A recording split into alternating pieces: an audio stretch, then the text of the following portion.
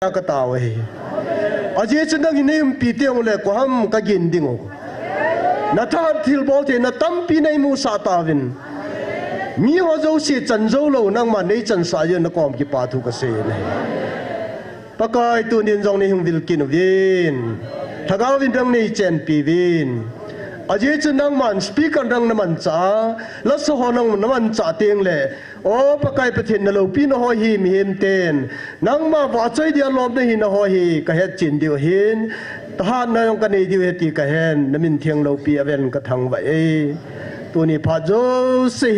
thagaw vin nang ma nei por khom vin ti a Nazareth Jesus Christ pa mina ka ta wa hi amen hallelujah amen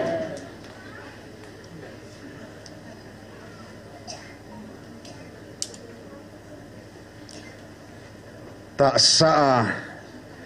Israel te kanan gamakitip na banga anapui lung pa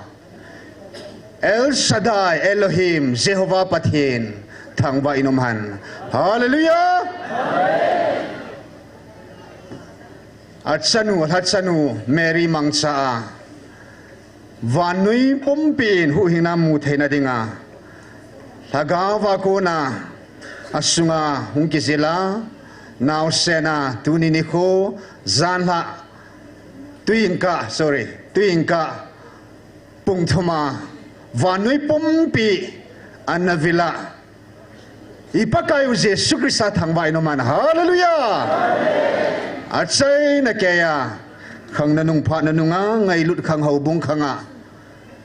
hagaw thinga amun thing gmf dai muna amilsa pa golang nek robat ta samangsa hungki phung hagaw thing ka pathino hallelujah hagaw thing ka pathino tiute hallelujah seute 1 2 3 Israel te in ta sa Israel te hon Elohim El Shaddai tin ei ko vetis nang hon va hagaw thing ka pathin tin ei ko veti hallelujah ko kidau te hagaw thing ka pathino tiute 1 2 3 hallelujah hagaw thing na ei vil pau pathin hi in tu hin mun khat pathin thing sim katin sam number zale som lagu thina aku na hu do zia thangwa na ka o kina ngai za ka thu mei pe in ke man pakai ka ngai lu sei so keu te ke man pakai ka ngai lu teu te sahim banga lungthim lungchang ne ya hello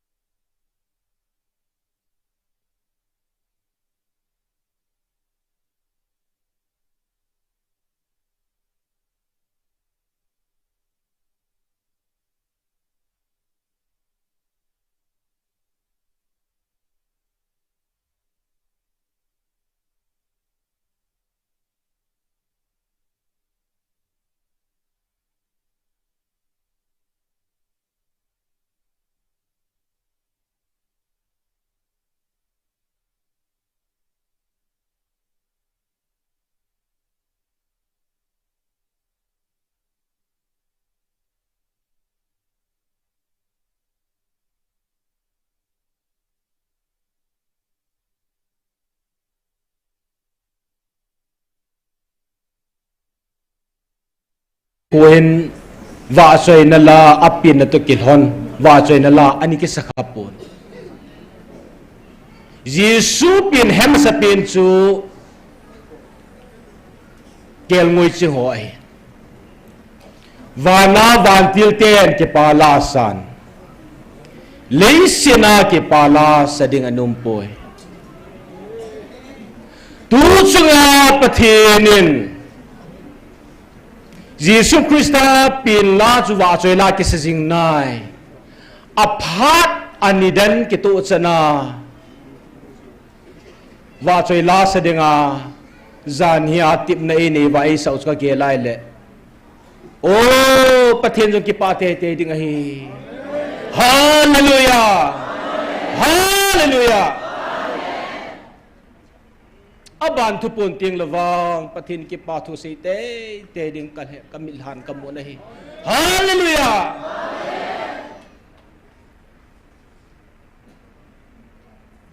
inam sungwa num khalo vanoya num khalo iho tabanga thu ke phonga ni som nga vel som nga wal ke phongta iho ko ma pathina ke phon tabanga munna nga ni ke phong khalo leise tu simazong kum zakhat wal Christian hu hi na wa zong hi tabang tu phon khalo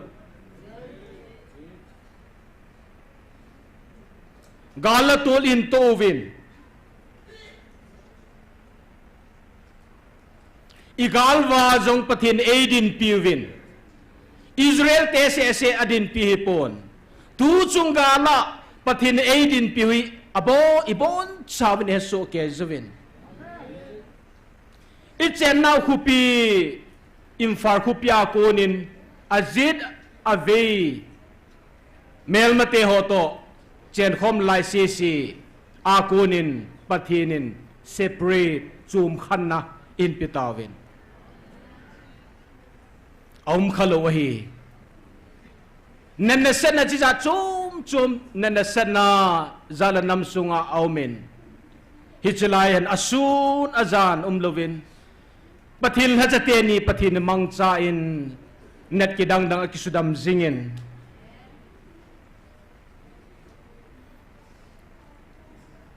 tuni taw khom na jong ni ze gel le ni som thum hing de hitai koi ma tha hi tabang kitim do thi yong hilo Christmas kum hizat ve kum asanga chita ke mangta ani kho aphat ke hello ei ki seipi hichlai muna hu hing na counseling free vel zakhat wal ei vil zowa pana jong vel zakhat wal ki bolta pathin zala ping tha hin na nei asanga simumta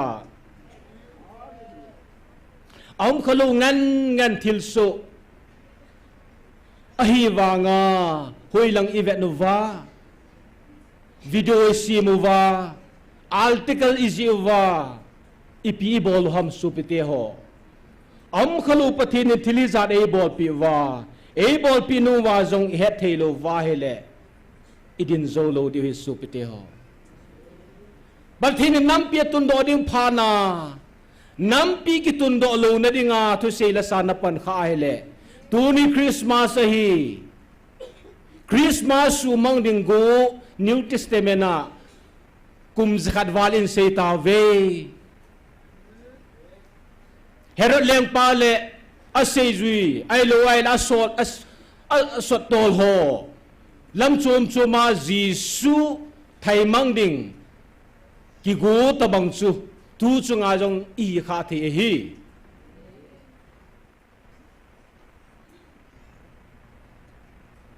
zan la sanup lai ta chun illama khabe ga phain tuila ga chi hichilang dukan nunga khun nu te khat mi pin chala lai savin amahin hilang yang anpum mu pha lo he ako mai kalpera pa pe a chapa neu khat ai mutsa ako ma hi ama tuwa chapang khada po a video kala lam no he lo lung lu ta mi singa la sa chu no ma na za he la ka ki mu pi no ma he video yang ka ko e kitang ka sa dan chu hong ki mu pha jong he po anung lang pe ko he ako ma ha cha lup sa ako ma to apu la sa ho la sa an zom hilang hi ki mu phanai sai lo he pathini phathi bu te ten ka zot pe amin do ding ka ti le ala sa ka su boy nom lo ya khong ki le ki na video ne khat ka la ai kumai pam la hilang ga chi ki na hele hilanga ho ni lam ki novin alai lunga hon kel ngoi ching ho lo zawa banga jing ka lang pung thum nga a chu pon lum pi pia pung gup langa pana tova chalai hai imut su bumle ai lo wa hele ki pa pu ma thanum pu ma he lung lu ta nga do te te dinga to ho ka hen muin kong pe chalanga e ma thu seong ki za thailo liwa la lam ka hon la e lam kai na hilanga la sa ki tung sang ho kyo langa lumpi pya ka to hin aki chai chan gya to ho ka age la hele van mun lo pya mun nom lai pena to ring an hi ve hallelujah amuna chanzo lo ta zia lam no ma pam langa loi alo pidan asezi ka thei pu hichana revival ke changta a thil ho he e ki tin lai ham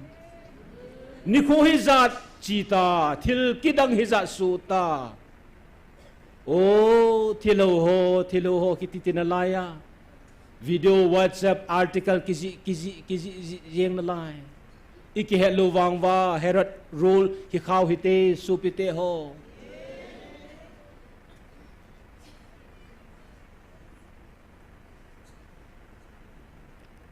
satan cho kinia hong lo di hi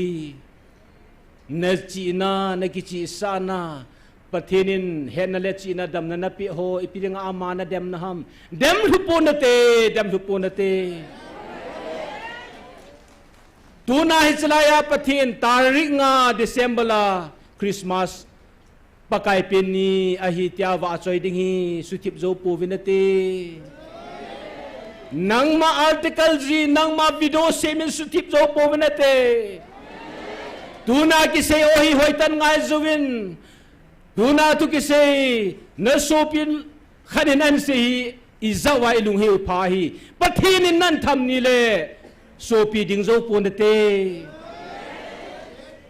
thipon te ji thon thipon te so yong aw ding a hi awa na pallo le zadang namdang awa hung pang ding vanu yan wa choi ding a hi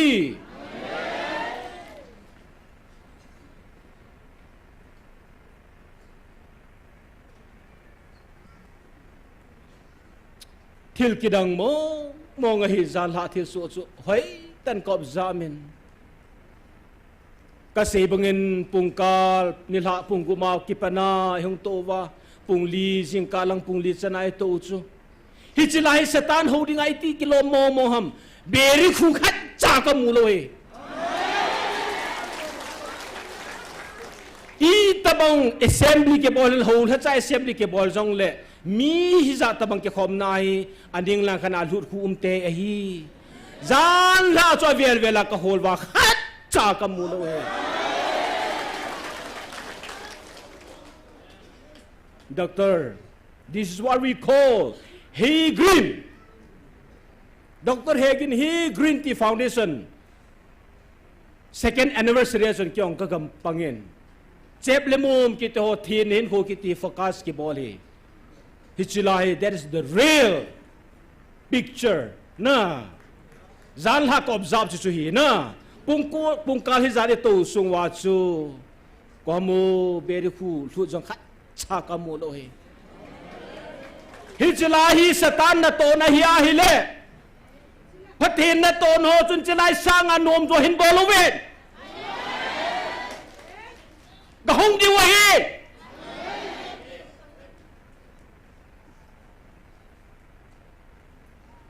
tu nai leng ke de hi gam le le ya tu chunga program hong ki go ngai jong hi evangelist nu ya nang sun jan pangin ke ni than pange ka ti le ke zo ni than pange tin kong ki se mo thi mo hin tu na ya za chana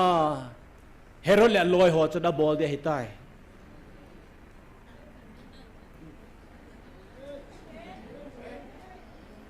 Jisu chu ki thai mang thei lo de hi Herod lengama Jisu survive loading ong le Egypt gam na lai ji tarik nga ki thai mang thei loading a hi hallelujah pathin to van til te to van ni thieng te to zan ha pana tua jong pathin to iwa choi kho mu ilat kho mu he hallelujah hallelujah hallelujah alal tuna ahindal ha angai lut chitin nam tin tha do dinga hung ping a hi chitin nam tin angai lut la angai lut de set ku ki zo cha te hallelujah hallelujah Oh Israel te pathin an nam hlan angai luwe itiangai lupoi ki tiding ham hizat pi thukhola an ngan se chu Israel te hi ahi wanga kum hizat pathin tong ki pol ta wang wa ichi leise na hong ding jong hi amau thim gau te kam changa ni koya ani zido sa alung changwa ani koya akhang anse anwa wa jong pang apa wa jong pang leng David phunga jong hung ping ding ki ti hung ki sei to pe ahi wanga thil khat akoi je ipiham ani ko koi machan hepoi Israel te sanga angai lut gilzo hallelujah tunin hola phong tai tunin pathinin apin ani ko kumhizat ani im te chu ku kizu chate i ho angai phong tan nang ho hi tuni chi ke ma pin ani ko amial chi jing ding tiai ngan si chang hiu hi hitabangan si na chang pathinin eilan jiwin hallelujah pathin thangwa ve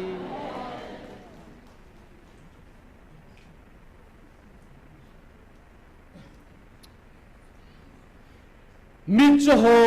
mil hilunga taw namun hi hallelujah mit ho zan ha khwa zan hi hallelujah El baite hunglun namun ahi chalai muni hallelujah oh el bai lu wa mit chalo wa hunglung lo mi tam piom na lai zen ahi gam kidang mun kidang phat kidang iman khom sau pathini thang wa vin ahi kidang na salom supite ho zan la chalaya blind ben mit ho blen ho to ho chuga vetna chu kalung thima pathen e ho pi chu min nei lo ho mit so mi hilon namun ai idam khawai le so pi ikidam khil di oi min yo mit so zan ha kwa na zan hi ki pa na zala hallelujah wanu le sina hitabang chum lo hi Jesus Christa penin kel ngoi ching ho ko mapathinin avantil te asolin Yesu Christa pen thu agahilun เกียงงวยจิงเตหวังจูมีลามินุยนุหินันเตคุณเลเกียงกิมหีอโมสังอลูปิโซปทีนินมิจเตมิลเฮียปิวามิจเตจานฮักวาปทีระเบลจลูปิกษาเบเสจิงินเลยเสียจุงอาขลุทิลฮีสุปิเตโฮไบเบิลจะสิมาจงนุมขลุวฮีเอลไบเตโฮจิไลมันฮันโซนินปทีนวาจอยทีตาวินมีตามปินัชีนัลทิมนัตเตโฮมังจาอินฮิจไลจุลุสางฮิจไลโกนาอามาลามาจงเป็ดมังอาลุโนโมตามปีปุยมังกิโกจงยมนาไลจวินกิจิเทวเตสุปิเตโฮ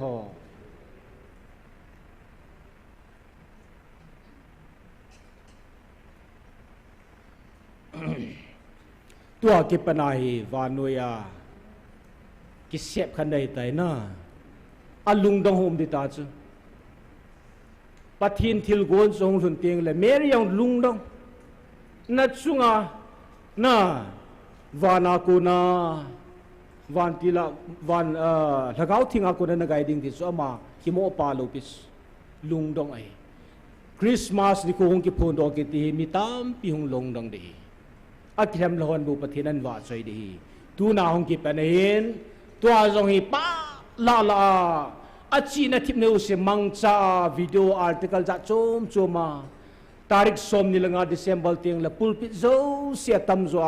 ฮิจไลหงกิมินพาดีอาพาเสียอมเนเตนเสียเสียอมดีฮิจิจูอิมาคุไวตัวดีเฮทีวีชแนลตามพิอมนายน่าโอ้ทีซีเน็ตเวิร์ก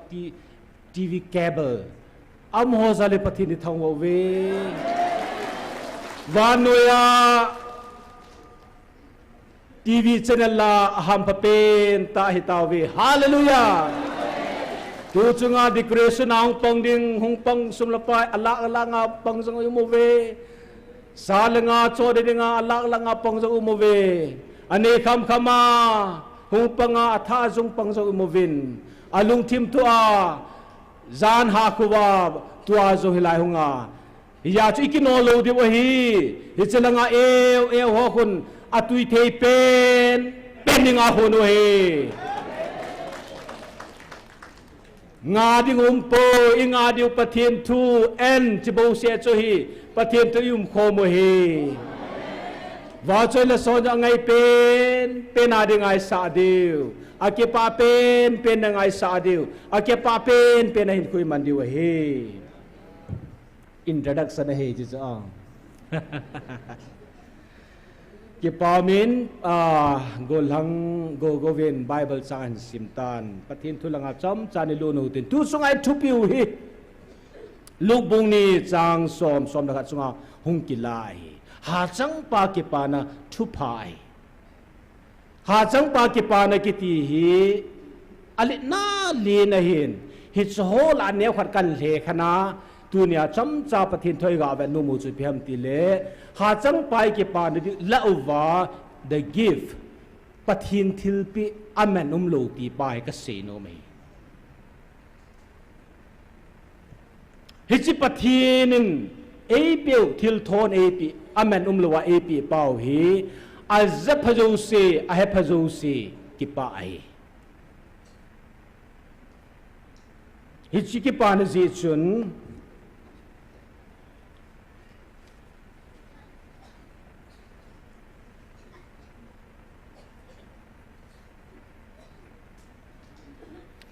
gift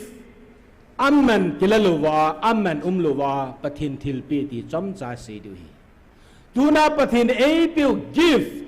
อัมมันกิลลูวาทิลกิปีกิติฮีเอวหินอัตัมโซหินอิเกลทูลูไม่ทีฮีเมมินทิลขัดซูมีเปเตียงไงเละส่งคนกูนี่ก็นี่จะนั่งขัดกิลโอไอลูวาเละเกี่ยก็หูนั้นนั่งกิลโอที่ฮัมไอลูวาเละอัมมันอารมณ์จีฮัมไอโลวาเลอิกิปานซิฮัมจุยนันตีกิเปฮีตูนาปะทินีกิฟตาอัดสปาเอ็นเปียวปะทินีเอเปียวทีฮีอิปิลิงาอเมนโลฮัมตีฮี number 1 อิกิเกลดีวาอิกิเกลฮอมดีวากันดีสาฮีปะทินีกิฟเอเปียวฮีอัดสปาเซฮิโลทิลตาม ปีอันโจเตลจอมจ่าจากกันเสียดีเฮ้ยจะปะทิน give มันเบียเอเปียวฮีอามันหอมซีฮัมอามันตำซีฮัมอีพิซีฮัมนักเกลคำยังไงตัวคำสุปเตหอปะทินินอามันในลูวาเอเปียวฮีอามันตำเบเสนาอีโจรูโลดีว่าฮีพานาโจยงกิจเทโลขมาแมนตัมไอจะอาฟรีอาเอปีโอเฮอีหอนมีคดีปีเลยอินเอเลบุกิปีเห็นอามาวางปฏินินฟรีกิฟต์เอปีโอสิพิฮัมเตเลอาแมนตัมเปเซนานั่งนัดโจรูตาโลปฏินินฟรีอาปีโลเลยอิจันดิวอุปายไม่เลยเตทุเสกิลเลอุปายตะโลนะปฏินิฟรีอาหอบโลเลนั่งเลกินอิกิโซโซโล plus อิกิโซเทโลโฮชุปฏินินฟรีกิฟต์ไปเปียวเฮฮิจิกิฟต์ไปเปียวฮีจานินเซเลวฮัน physical ตาซาเลเซamong tiding his own le akona gift itchan ho omen alang khat kin achun lagau thua pathinin man be epiu athon amen umlo amen hlom si hilo men tam wala epiu zani umahi ta sathun ve lewan life hin kho ki tiong hi pathinin man be ya epiu hi cho thorian lo koi bacha hin khuอาจจะรู้ดีของคิมโลโซ่ยังกิจเทโลเฮอีโหลาจุนลาคันนิกิซีมินสมศิลเฮเทฮัมแค่นิ่งกตีไงอีพิเกตุจังกูไงเซลุงตู้ในดิ่งตีตามตู้ในดิ่งหน้าอาซิมปาฮิกปาลอยปาหิน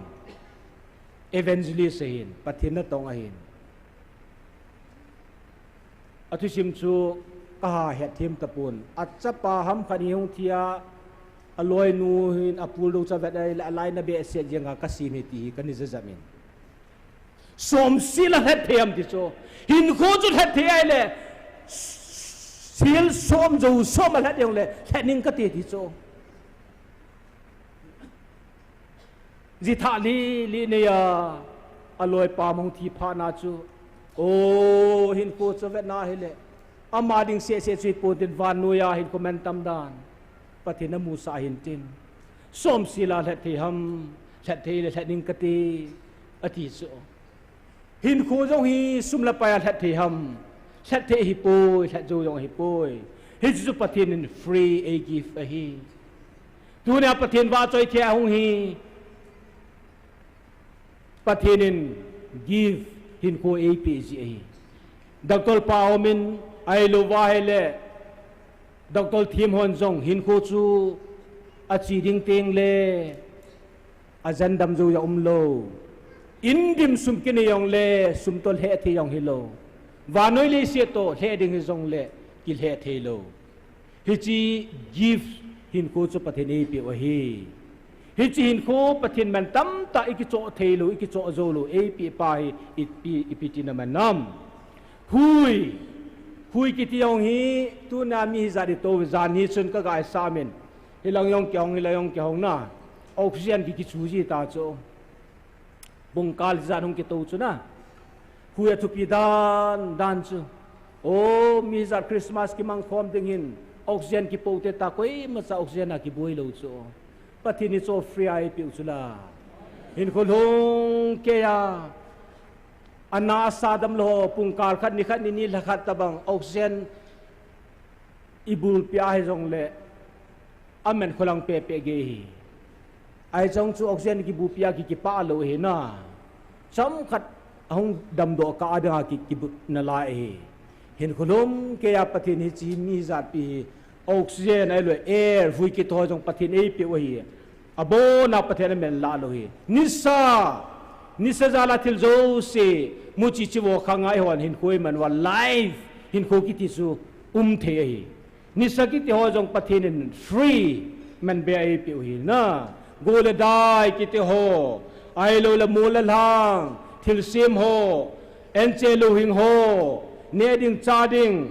ตุยนะตุยโฮจงฮีประเทศเอเชียเปียวสุละฮิลองจิงกาเลคริสต์มาสมังอากัดซีดิงอินตูจานตุยก็กิเสียมคอลง่ายแต่จานาตุยเสียมอิมวามยุมปูเวประเทศตุยโฮจงมันเบียเปอิมุดนมนากิจอลดูนาพาดกิจอลประเทศเอเปียวฮีนั่งเอ็กซานกิจอลเทโลนักคอนโทรลเทโลประเทศเอเปียวฮีนะยาสุลอยลูกลพาไอโลเลสิตสุงหาทิลตามปีประเทศนินเลสิตทิลาจงเอเปียวฮีขัดซาเอวโซจูดิโลฮีฮิโซโซเสียงประเทศฟรีไอเปียวฮีถ้าเกาลำทัวประเทศนาคุนามันเบียมันละลอยเปียวซูหูหิงนาสุดสัตย์นาฮีอิฮอนดังการลักนินกิจอยลักนินกิจอยลังสุดสัตย์นั้นเป็นเงตาประเทศอดิมานลูสิกิยองไงโลฮีฟรีตาสลิกิจายยิงฮีนะตุนสดหินกิมโลประเทศนินตุนสดหินกิมโลวันลิซิเลสิกิจายองละตุนโซนากะกำลูปียว่าจอยนาลาอิสระคอมดูหิตายอติฮิสิตุนสดหินเกียมลูกิติฮิสุปิเตโฮอสุมละไปอินตามสมมุนิตรีสุมละไปกอนวัดบลาโซทอดิงหันลังยอนละกุยฮามาจะโจดิงนากุยมาจานกิจะโจลูดิงตุนสดหินเกียมลูตัวบันคุมสมดีสมงาสมบุสมเสกีดำตาหินคุมันนิยองกิจะโจลูว่าตุนสดหินคูดิงจะโจทอดิตะเลกุยฮามาจะโจดิงนากุยมาจานอโจโจลูจงอโจเทลูจุปฏินินฟรีอามาตาสันหัวดิงาเอปิวฮีถ้าเกาทิ้งกิโตปฏินทูกิโตจำนากิปานาปฏินเอปิเวนเอกิฟลาลาวาคุกิโจจาติอาดิงาทุปีเปนซูเกมันกะเฮนายปิเฮเฮติตาวมอาสุงเห็นทิมทูใจลาดิมเสดฮีฮิโซฮีปะเทนินอิวฮาดนาหอยนาไอปิไอกิโลดอเทวฮิโลฮีปะเทนไอกีฟูฮี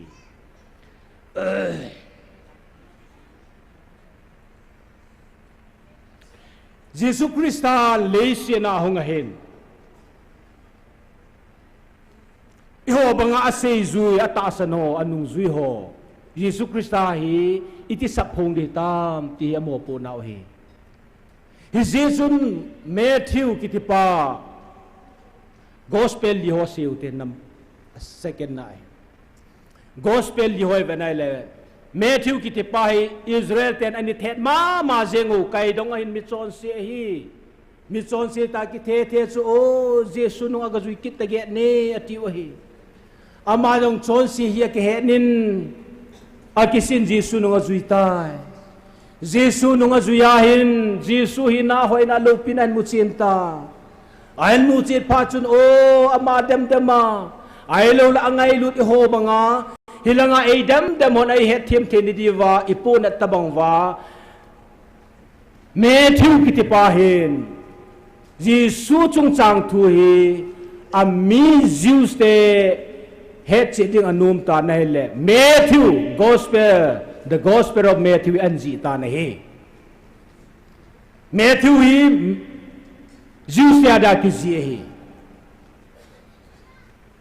hi ja chu amara sei pen ta chu pi ham ti le Old Testament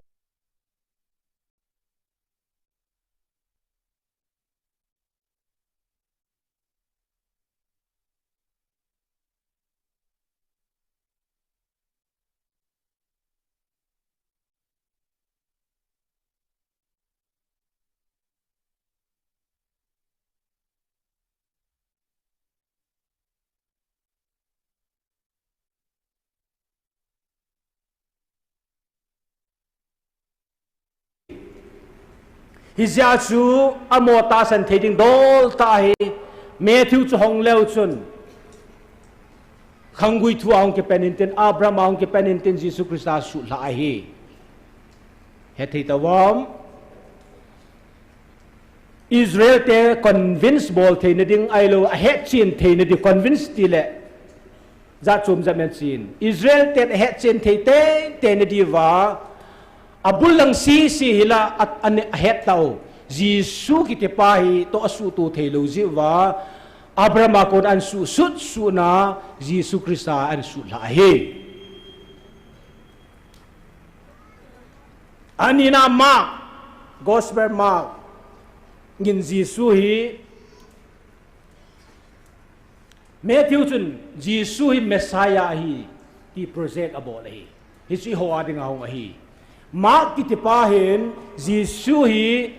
Messiah na sekit pon Rome government Rome te ading Gentile a atasan ho chuting le ading a chu azye hi ji chun Jisu ki ti pa hi Messiah na sekit pon ama hi suffering servant alopi na pathin andal ha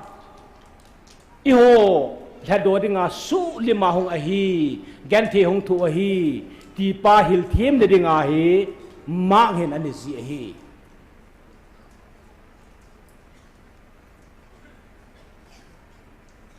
hi ja chu mak su hi na hele suwa project abol hi ja chu aphungwe changgu yang kimulo ahi akwai lo ahi so ki ti chu koi mana phunga changa khul nom lo ahi hiya chu su na to hiya chu athu la la hui va na hele chu in yo hu apet tan ti su na to lim nal ta ki jim lo hi ane reti phone ve lew han athum na chu luk hi lungin asun hi ma Dr. Luke lo the ma hin Gentile hola Greek lekha thim te in a het theina diwa Jisu le vanoi Jisu le anato thilbol he het thim theina diwa Greek te adanga aji he kiti he ya chu lu hi vet kina he len amain lekha thim ho lekha ji tabang banga Greek te het thim theina dinga aban nei chanai na anji chochin point lang phat hung sao de hi Jisu chu amo pin sa lo hi abul lang khat aphua abana ahung pin ding dan Gabriel agavil ho abana John Baptist pin ding ke se ho John Baptist hong pin ho ama pin ho abana hi serial by serial hi aban bana lekha ti mo lekha zi tabang mga hi azi hi dunia golhang go venan simdo gospel zone na chun ipan sa no mo binahi gospel zone bang to the PCM tia hele hingjing ha chung nung pathin hi eternal God no ho banga Matthew ho mang ho lung ho banga phung la chang so la kolin as avepon gonzo gospel zone ji pa hen van noi ading aching ho ding ajong athem ho ding ajong atasan ho ding atasan lo ho ding ajong ani zi chun amma hin amma genealogy ho ani bui pilo he pathin hingjing a hin Israel te na bui pi Abraham hong ki pan hi poi akinil kal hulo pi ka se he them din abona gospel ni na se use a se abon cha di so ke amon focus abon na lai ho chu asu lang zo hi akinil hello he them du chu na tunin GMFDI thu hi sei lewan isiu khacha ki banglo de ai wanga a content ki bang so ke ding na hi banga chu zone gospel zipa hen a focus su Abraham ki pan lo hi eternal God pathin sa Abraham ki pan hi poi so long hi poi na leisit ki sima sanga atila bula His Bible theme on say was even before time part kiti masanga anum chu thu ahi thu chu pathen to omen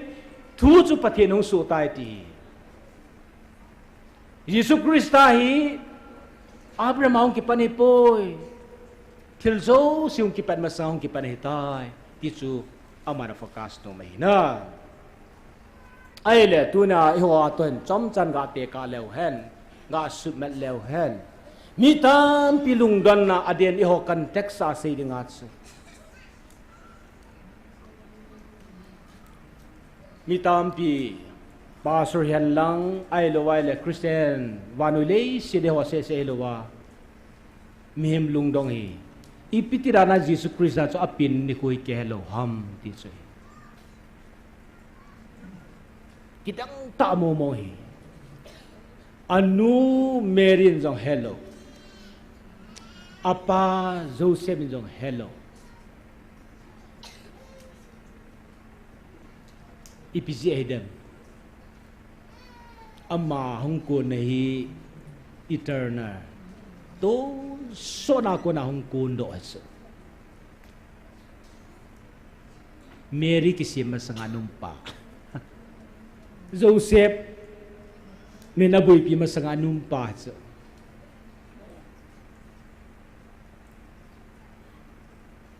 inu lapan ipin ko helawai la chun hai anu lapa jing in zone ni heloi aji chu pathin hingjing pathin hi mi mit buma hong tur su thua hin ong ki pet na chu John gospel se banga tu lai pe hi tai na le sit ki sim sanga pana hong ki pana hi tai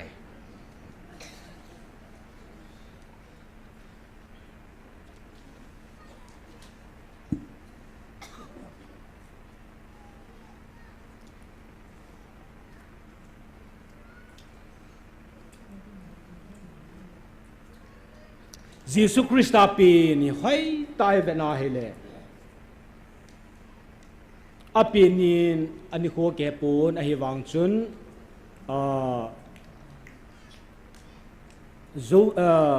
kel ngoi chi hon ani lam tu ti chu bible a inimu tu chan gya chon hi in pathina kidan dan chu it's a gospel John G pahin ani say na chu his eternal God lâu zawa kel ngoi ching ho Giêsu muding ho simpa chu pathi ni chu hethiwa lâu zawa Giêsu Christa apinya muding gong to pa le simpa chu pathi na hi kidangam kel ngoi ching ho chu kel ngoi ching a hi thein ri wa chu kel ngoi ngai a hi kel ngoi ni sim pa chu ko hei pathi ni chu Mary in an bap thein ri nga chu Jesu ong pien thein ri nga chu angai chu Mary a hi Jesu ong pien ri nga Mary thein ri nga Mary hin sim chu aping pa chu hi a hi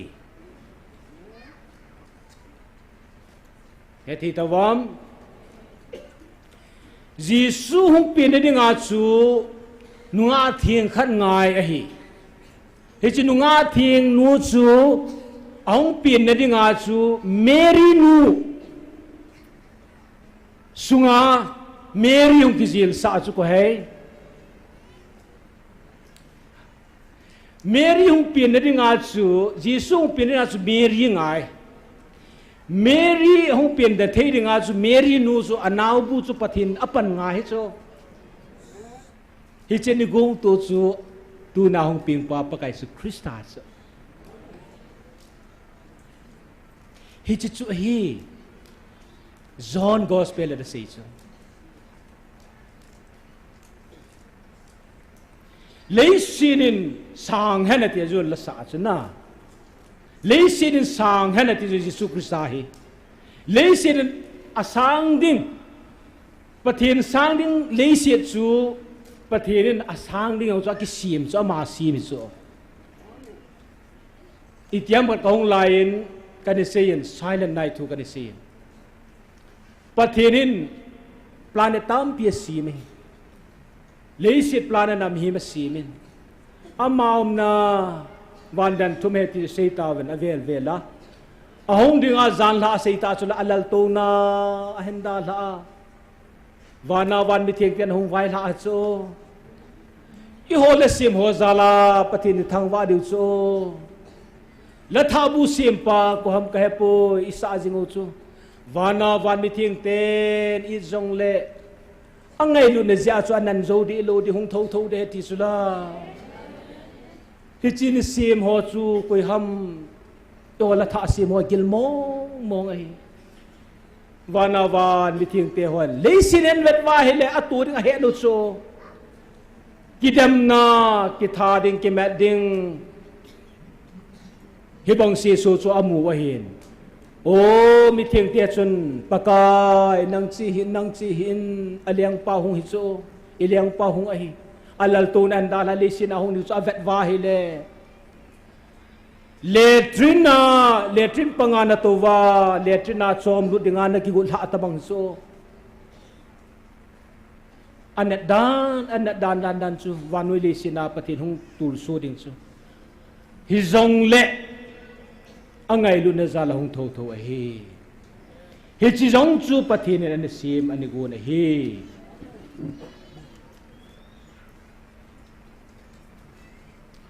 Jesus Christa pinin tu chunga tu pon chuna season missing mi them ho zong kamusa ka sol na ni ko tu ni ko hi ahi missing mi them hon ani mu the ani sim dau chu a si hi le kha ji pa chun hi chi a si missing mi them hon ani mu khai do pa khut chu ahung ping pa bele ma hung ping pa ma chu he ti so hallelujah Asia ki musa Asia akhona ga khai do pa chu ahung ping pa chu hi thil kidang hil hom Jesus Christa now sen ahung ping tan ahung pil ha angai chat pe chu hui so hai na hu lo wai le hing thailo de hin hi cha hai na hu chu hoi ahung kun hom Adam and Sima anako sunga ta hai lut hu chu akang hong chi ama hong pin ya man an man so man thiam ni ringa Abraham Adama ko na aman an pi ni sim he a chom lama seidinga chu hin Jesus Christa ong ki pan he tun so cho hitan thil zo se hin sutopa ama ahi ahung pian di yang sutopa ama ahi kel ngoi chinga amu kel ngoi chi khana mu theni dinga kel ngoi chi hoin sima a kel ngoi hin sima lo yaw hin sima a si sim do the hin dinga china a si china thim nen pe pathina hin missing mi thim hin koi su pathina hin a si khona khai pa pathina hi hi chi pa ju thil zo si an su to a hung ki phonga le sina hunga ahung ki dandan alo pi dan ho hi koi macha anga ni phun do lo tu a le se chunga vanoi le se chitin nam tin la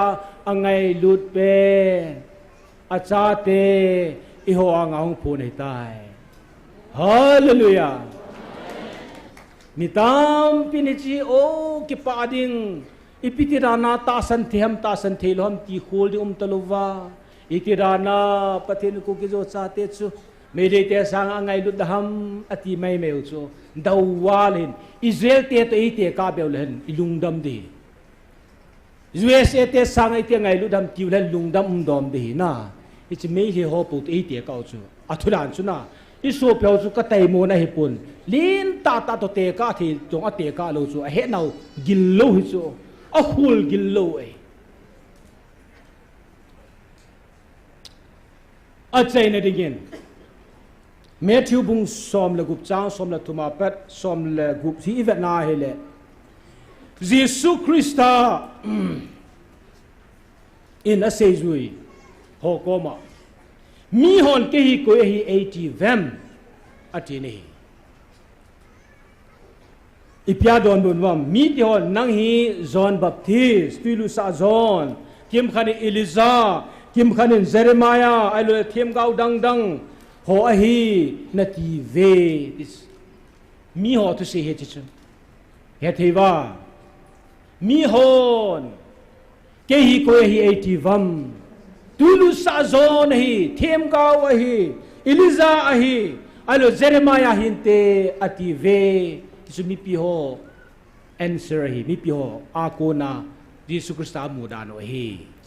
ai le non ke hi ko hi nei vem tiandos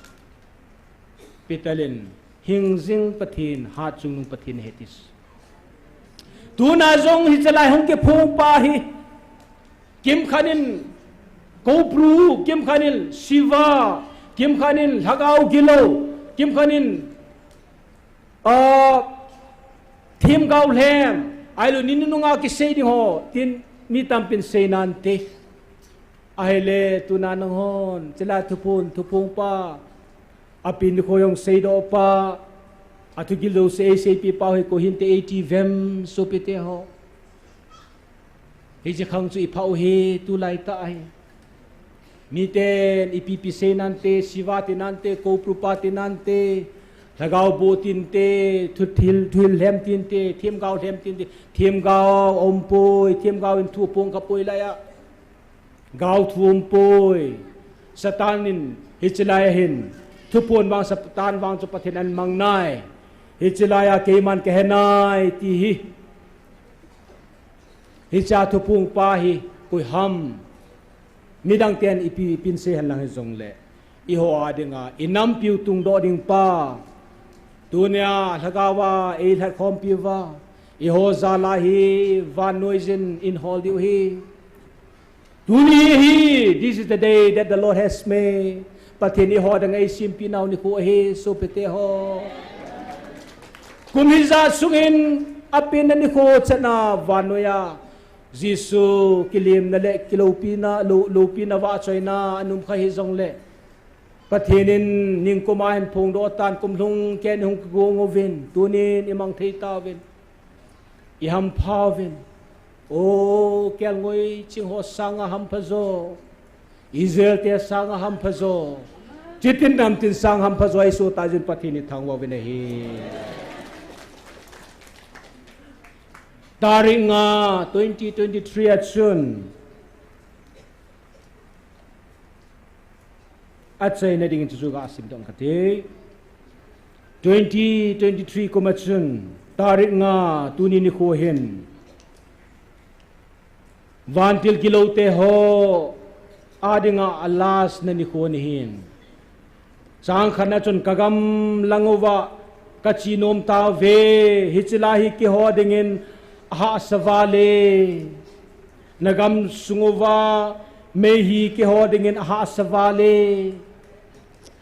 23 tarik nga tuni kumni masanga lagaw gilohon ani tulal panoy tay hichilay chen tu azat ta san nai pu ve hichilay bon chen ta ani tulal vaile tu awang hi atulal mo hitay ke ho sanga lenzo vanti len ho napathinovin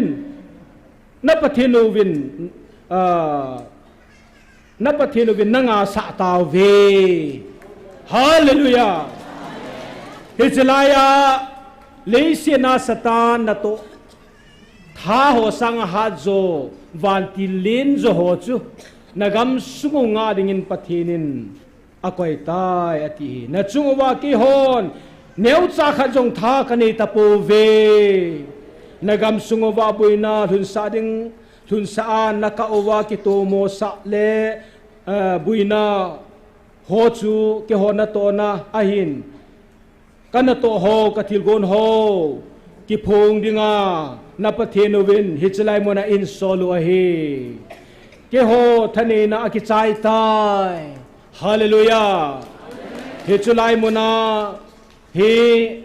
anunga hap hoin satan na to ipipiti wa hichilaya hi satan hong ting le akimana surrender ki boarding a hong tailuwa hilai mo nga thane na hi ani lo hitai kyo thane na ki chai tai kagamwa ki le ki taw winge aje chu hichilai muna ding hi ke hoding mun aong tapoy hallelujah Jelai satan naringa mun ong lo hitai na nam sungule na chunguwa mutim na to le ke ho na to ho ka kam chang ta uwa ก็กี่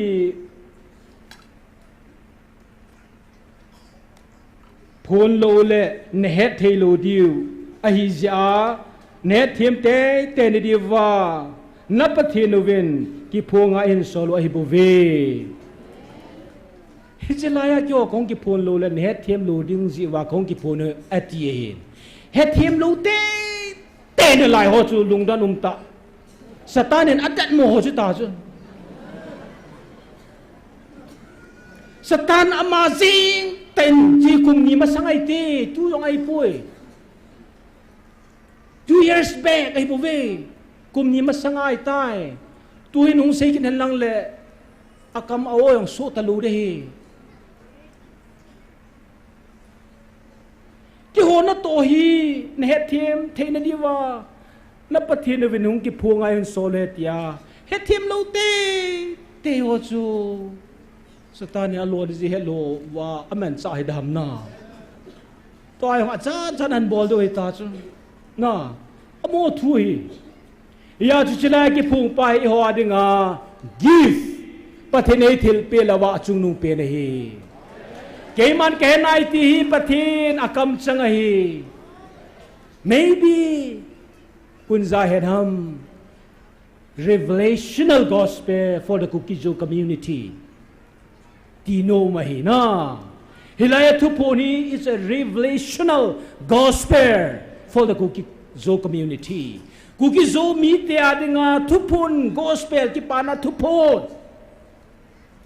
gospel ni na sechung chuna anga na jo hidam tiang hi seinumum na lai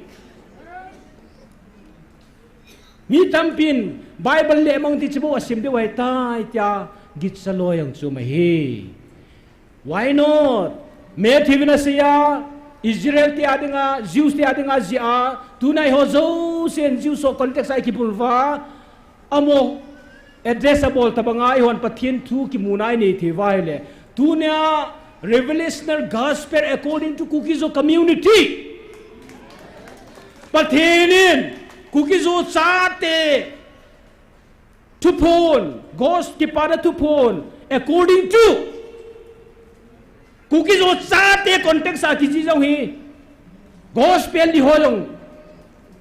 Jews te ada kiji Rome te ada kiji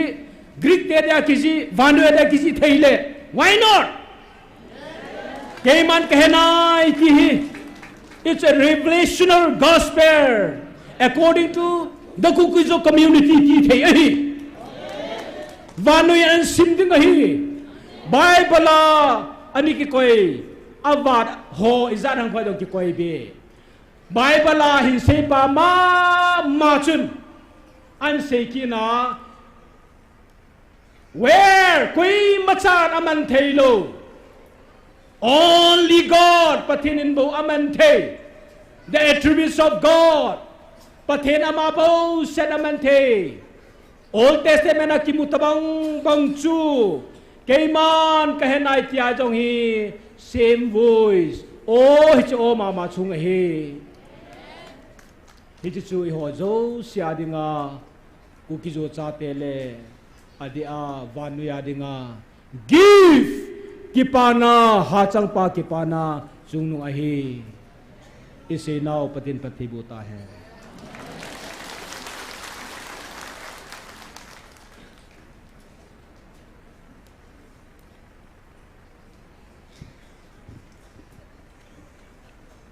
Pungkat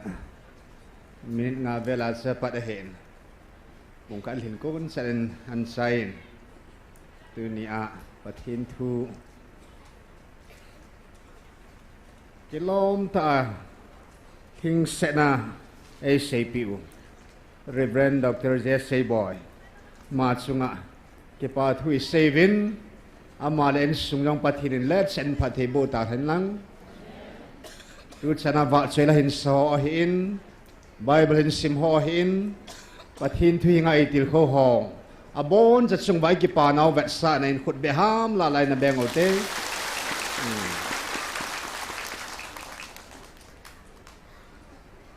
pung khat in nei na lai ven pung thumai ne ding ke ti hin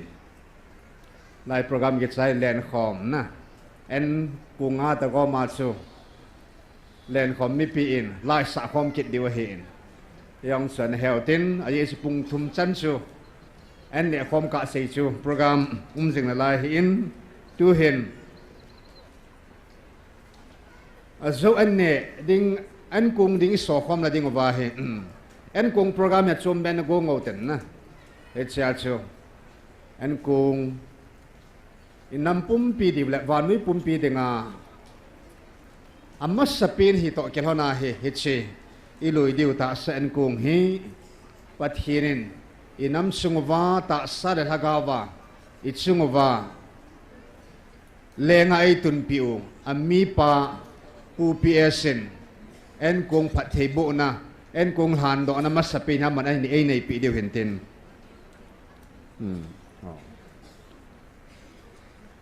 yang su ne thau tin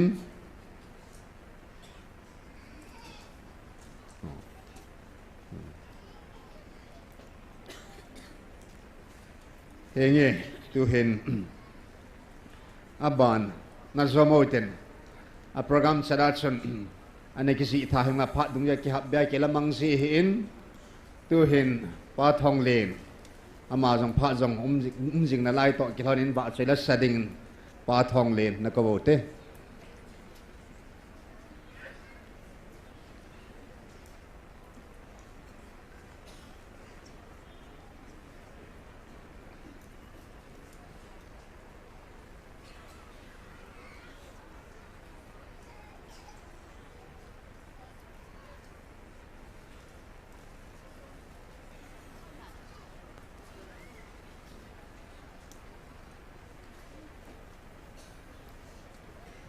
Hello. Pathin wa sei na dingin. Ha, ja sao hyong le. Jan la sa kan sa hin hyong le. Avela kan sa do kit ding he. Le muti pakai le. Hallelujah. Hallelujah.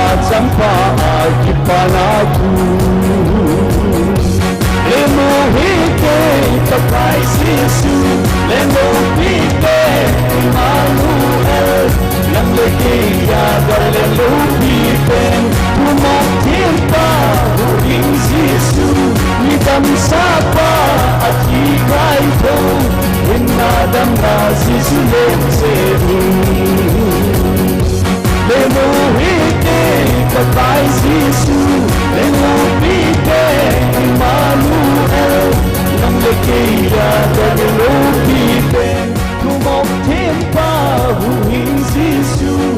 dam sa pa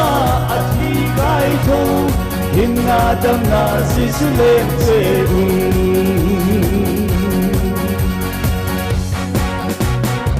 Hallelujah. What thing li bon to dim phat the bo bit dang ki pa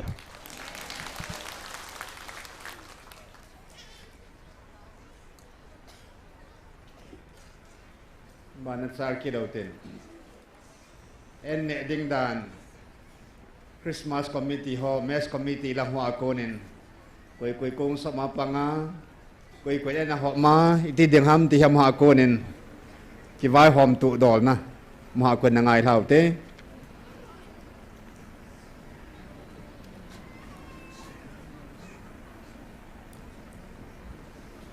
Kakipain na mas pinin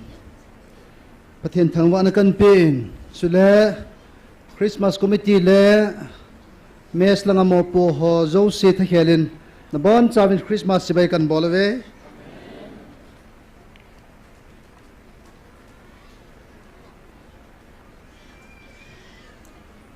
mi hitam ta em ki khomoven i bon chawa en kongin dalo le ikijut thugam diwai je chun chi di dan hin seng ka ting ichi sungwa hin anom jing lai ho hin pathin wa choi khomna la na sautin at lai a ho he chi ma sapen ding number 1 hiding ani na get pulanga ho hiding athum na nung lang ho chilai ho e chai na dia chan lo yon le na lu han lo du chi chung hi de ichi na ding hai le chilang ka ve langa ko na chi ding langa khu buhon ho me hom ho dim set anom ne hen amon nan pi phanu le nan kila da wa langa he china thei to na thei thena to wa nang malem chang dan dan nan ke na nan to di wa en koi ma chilang sai ka ve lang sai le koi ma chi thei lo de chilang a he ahong do de ho en hin kila ho langa hong do ding en la ding ho zo si langa chi ding langa chi ho chu en hong ki pilo mai the hen na lu han diu hen ji achum langa hen an chi su ke ute nu te ho he zana gi len loyamin pa te hong ti ti chun akilal theil he en adi nu te ho pa te ho jong nu te ho jong bel jong tam ta som gup som sing ilang bel piu men chule kong en ne na jong he sang ni chunglam kila he ji chun choi in ne thang so ke de he en ji chun nunga falta ta golam falta ta ho kung sop bel somin ana pangutit na gitu khomo te ti yong tip na kan nei ve ki pa thu bong cho ho chule ki pa thu dang dang sei di ho ni tha jan len khom nang le ki sei di he a hen nom ho jan len khom nang za du ka ki pe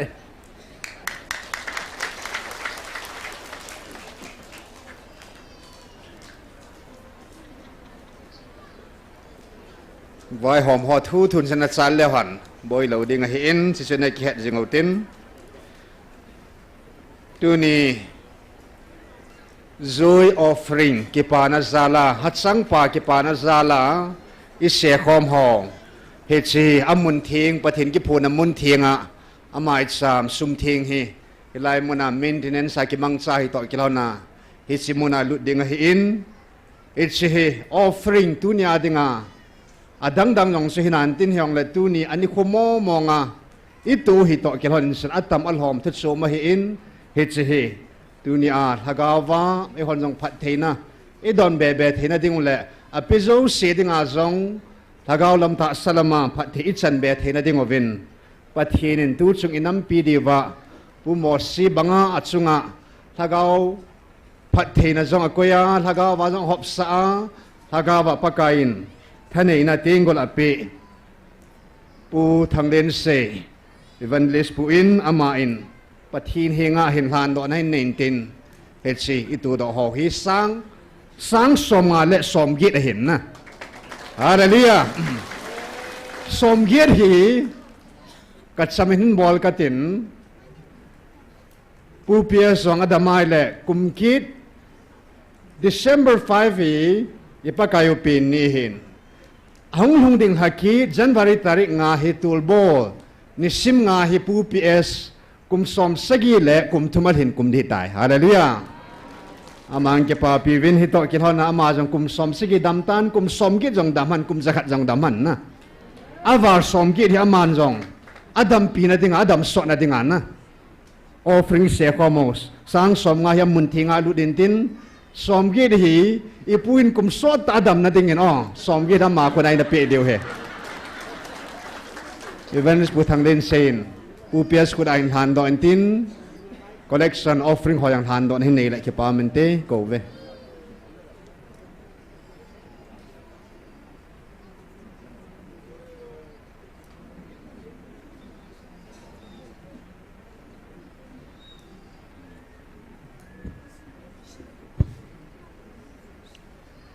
Nabon Savin Christmas Sibe Kipamin Tuahe Anne Ding Ngazi Ngohitain Ega Kilava ini namun diuhi kagala kalunga kamin Tau namun ahong neo le mila alay ta ahong ni adivina min Anong la mahon kivetu le Anne ngam diuhi nam Henge kipamin Tuni kipana zala Christmas offering nei ho patin hinga than do na hen nei kating lungela patin ne gal nang ke ma oging in taw na hen nei nge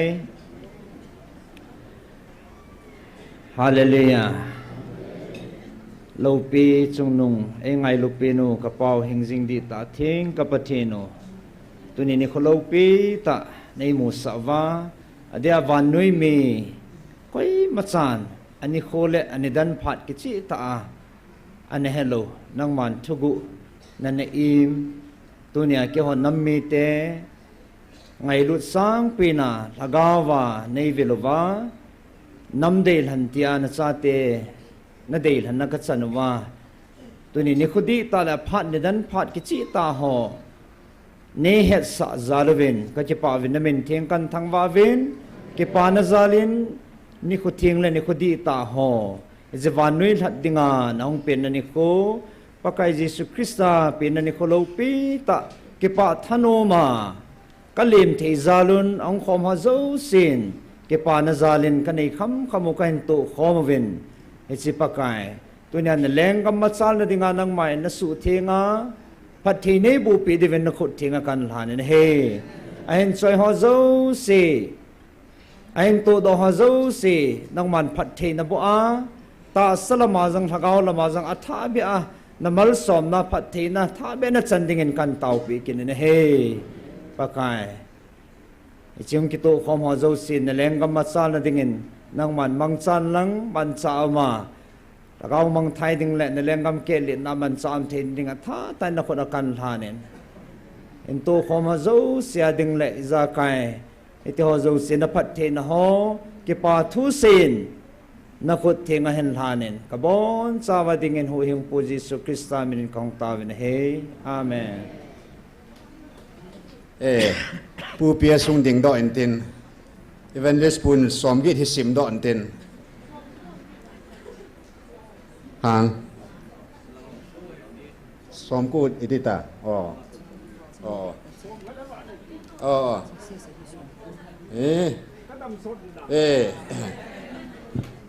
evangelist pun hin han son hano pathin ni pa pu pes dam son han pathinin achunga ki tip nalan asu bulit thena ding pathinin tha na pita hano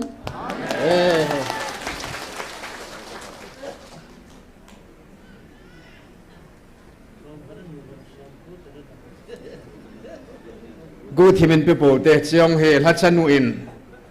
hung ki san la ki pa men te na tu ni tu do hi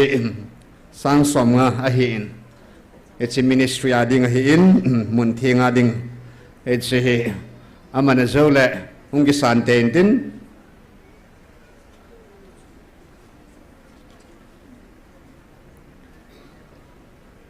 tu hin nilha program ning sim katen kan sim sai le nu nei nei le upamang neven va sela ngai ta khrei sa pi deu hin asa chai chai thon le upapu in tau zona ei ni pi deu kai khom program su zona hung hin tin en kung program ju chi ding a hin la sa ding o en amin tai ne ding ai tai an ti tau le pathin mi pa pu piasen en kung han do na tau na an nei di hin tin tu hin ngha program min sung hon patan ne ka ngai bin lang 5th December 2025 nilha kai khom apart 6 p.m. Speaker Evangelist Sin Khulam vai pay tina kesi part vop Evangelist Mang Boy Dongal part han do na tao pa zur samte pathin wa chaina pa Boris nunga wa boy Bible simpong ding nunga thi thim pathin wa chaina GMFDI tu chung nampi la por sa ho eventin speaker part chele pathin wa chaina nunga lingbem nu thin kim nunga sang kim gol hang go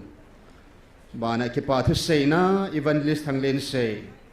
kelha do natao pastor lamsa echunil ha e program di in zan len khom ki khan le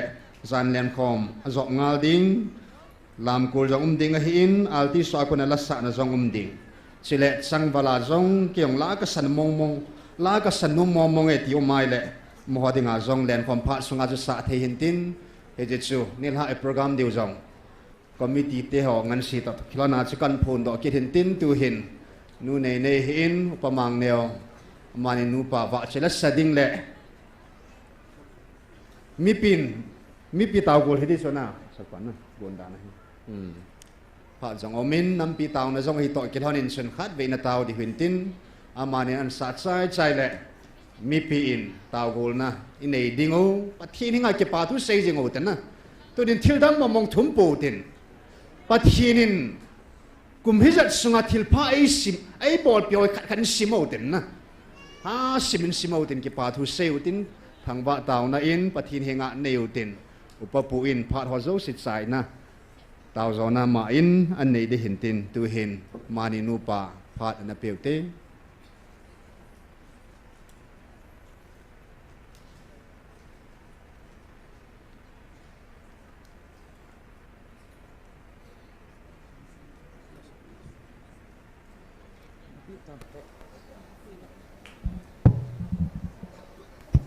Hello. Programa anom hi zong le pathin wa choi thei dinga kam hon zein hat chung nong pathin thang vai nom hen hallelujah amen ka hin sa hon de chule ki got na zong ki kin na zong de pon hi zong le ke nin kana sa hon gen thei te ki pa un na lau pi na diu dik chu ahong nai tai leng chung nong ingau chu hong ding hi tai ti chu kan sa hon de he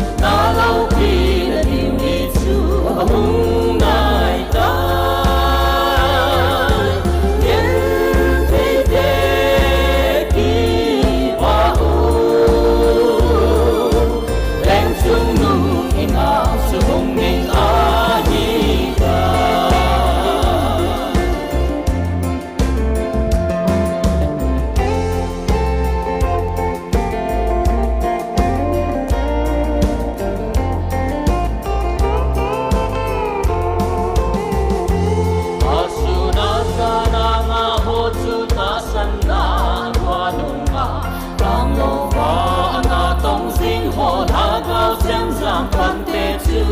và nồi lấy sẽ thêm là ahi a thao mê và dinh ô chu đi và thà nô mà còn số đinh lệ là mu kinh lệ yên thấy thế kỳ và u na lâu kỳ na tìm đi chu và hung nai ta yên thấy thế kỳ và u lên chung nung in a xuống đình a hi ta Jesus thi sân na lát sa thế số lệ lung lâm ma cô đình đi ba in hung kỳ khó muốn tin o là gam tiền no ma chu và nồi gì tin lệ nam tin mi gam tin na cô nung ho chu đi ba ta a kỳ khó số tin lệ là hung tin lệ yên thấy thế kỳ ba u na lâu kỳ na tìm đi chu a hung nai ta yên thấy thế kỳ ba u lên chung nung in a xuống đình a hi ta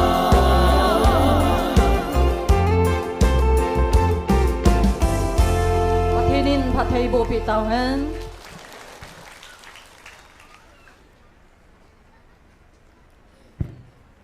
Kunibon Savin Nga Kipati Sena Hanani Hutin Tao Chay Natsukema Naitang Kati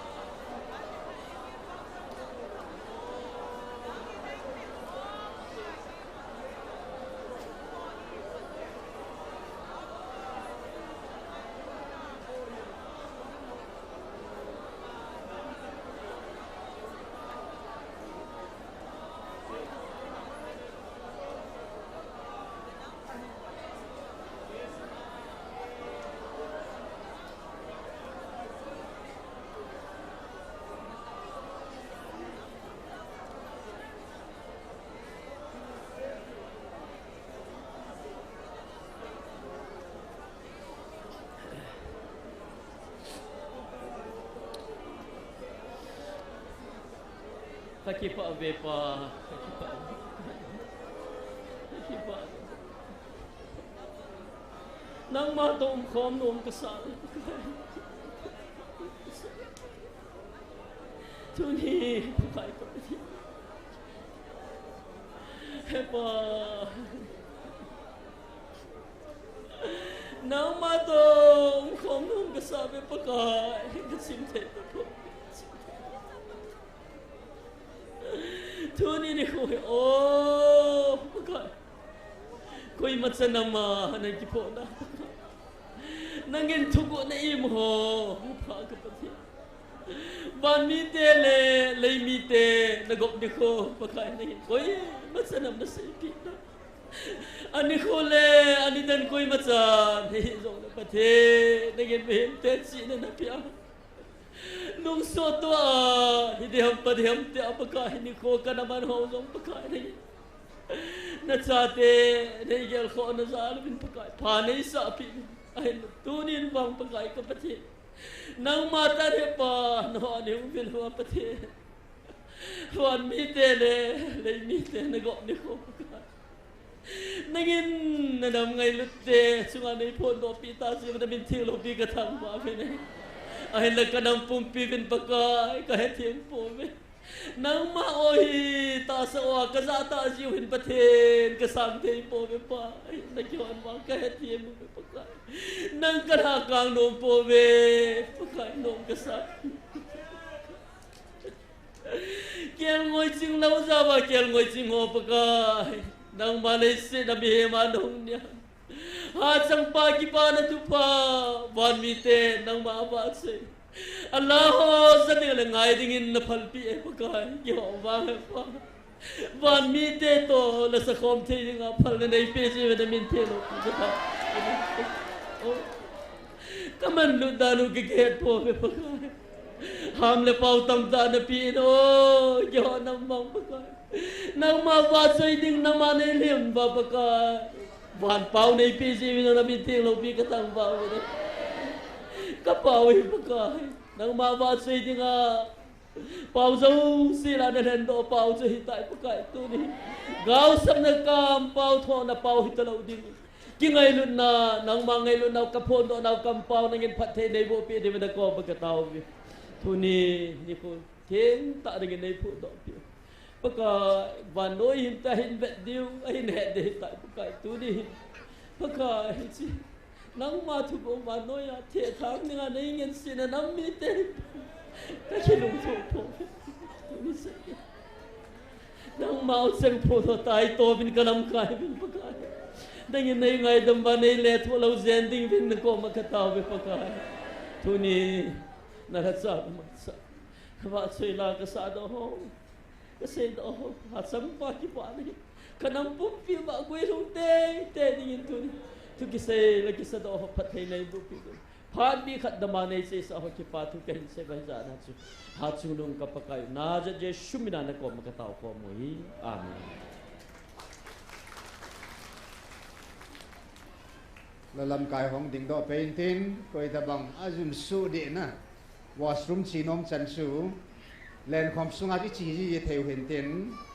mi pi ke ha do na chum be a break ke ha ta lo ding a hi in en kung phat chen le pu pia sin taw na nei ding he ji chu en kung is on pay di wei tai tu hen la lam kai si sung ding do en tin wang ai pi di ven van a vai hom tai ti chu masapin sautin ani na in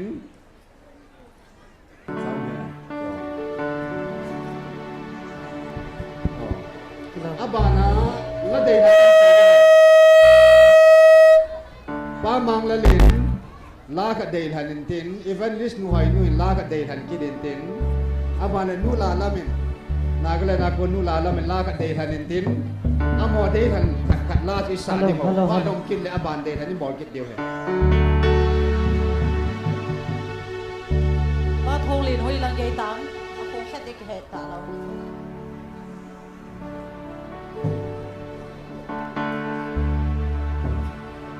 vang ei pe ni min pa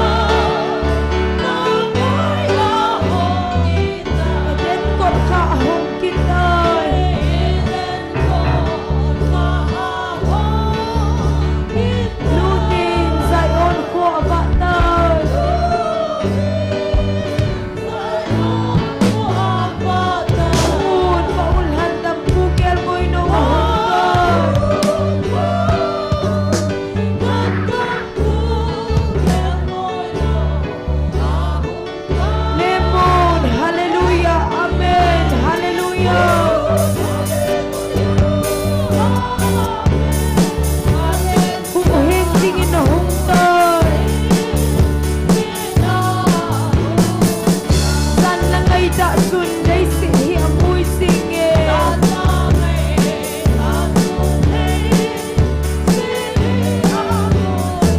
Edena Rute Athautan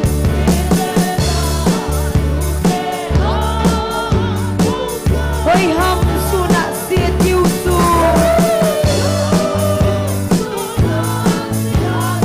Baul Handam Pukel Moino Ahuntan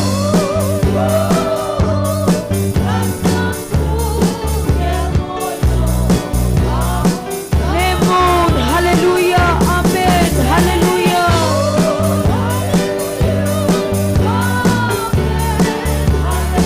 Hing ding in the Huntan Leng Zo Sileng Le Zayona Vai Hong Patsu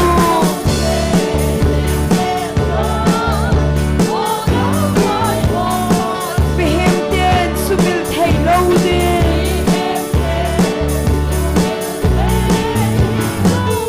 Alung Sena Akidange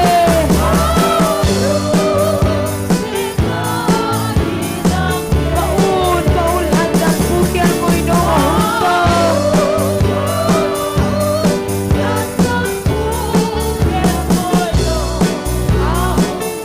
Lemon Hallelujah Amen Hallelujah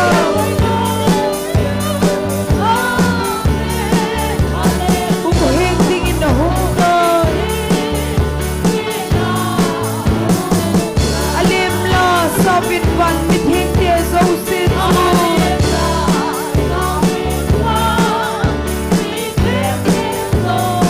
Tui so gile leisin song hi Amen Zion Lohan Hallelujah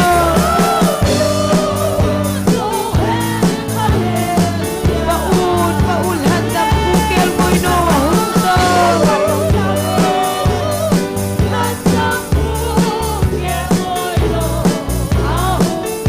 Lemon Hallelujah Amen Hallelujah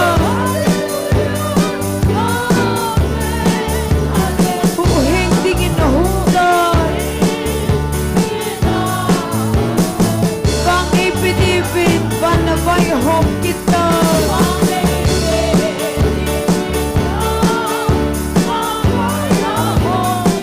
Eden ko ka home kita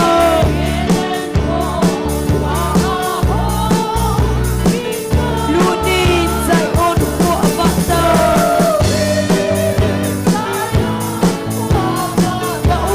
Baul Handang Pukel Moino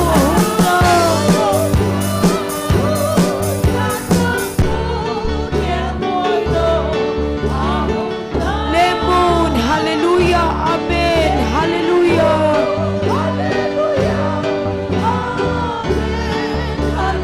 Hing dingin na hundan Leng Zo Sileng Le Zayona Vai Hong Patsu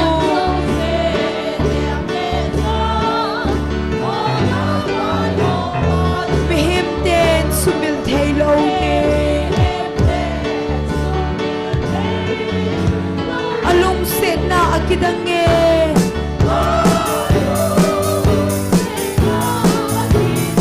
Baul Handang Pukel Moino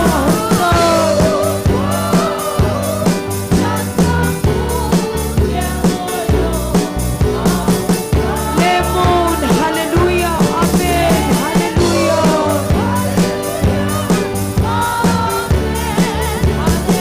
Hing dingin na hundan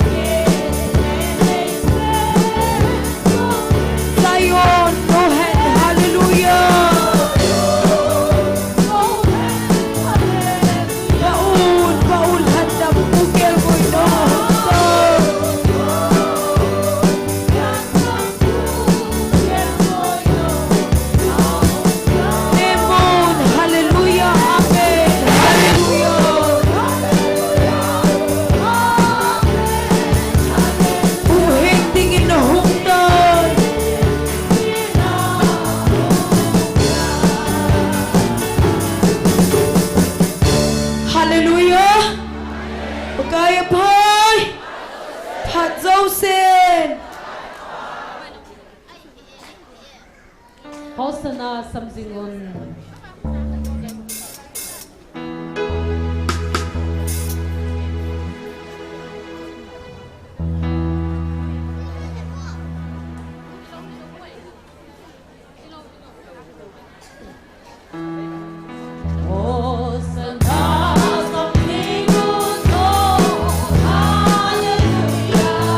Leng Krista hung pege Bethlehem atun. Adong so dam lung se tho nam tin dam na ahin. Kipa in sao hide hosana ti in. Oh Bethlehem lam sunga. Dun sor ko hung ka Hil kim pel upe. Oi hile tu hit na ba thano mata sane.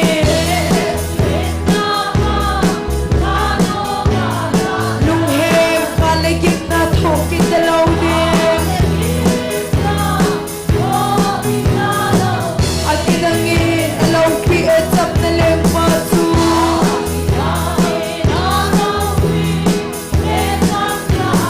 Ngay luna alun sa elay sit sumahin. Sin na kon ay handot hay na di ba hungahin.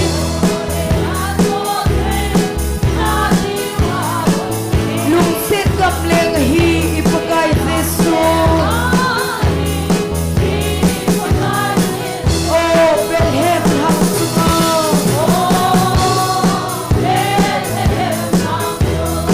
Sor ko ahong bae.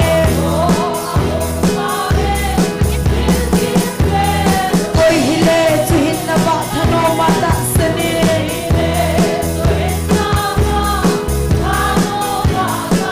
Lung hem kalagim na thoki dalaw din.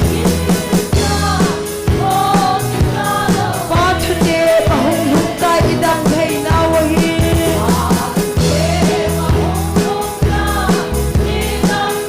Ngay luna along lene Calvary at Zoom.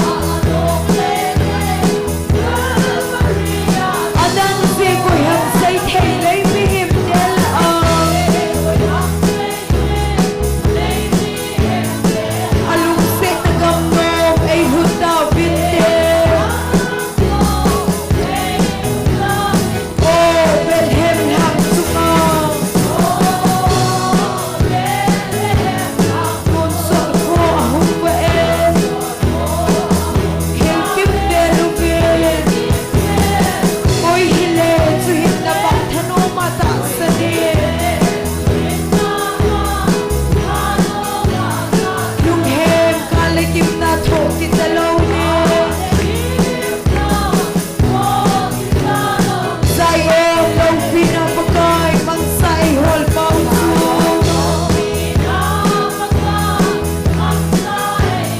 Bangkupite titsong lew ng zone law din.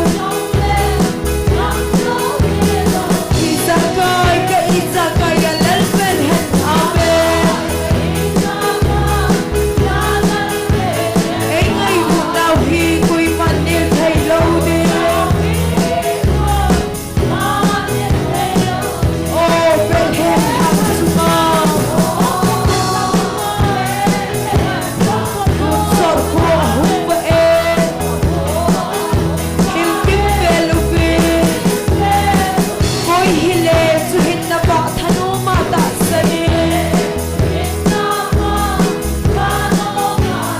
Lung hem kalagim na thoki dalaw din.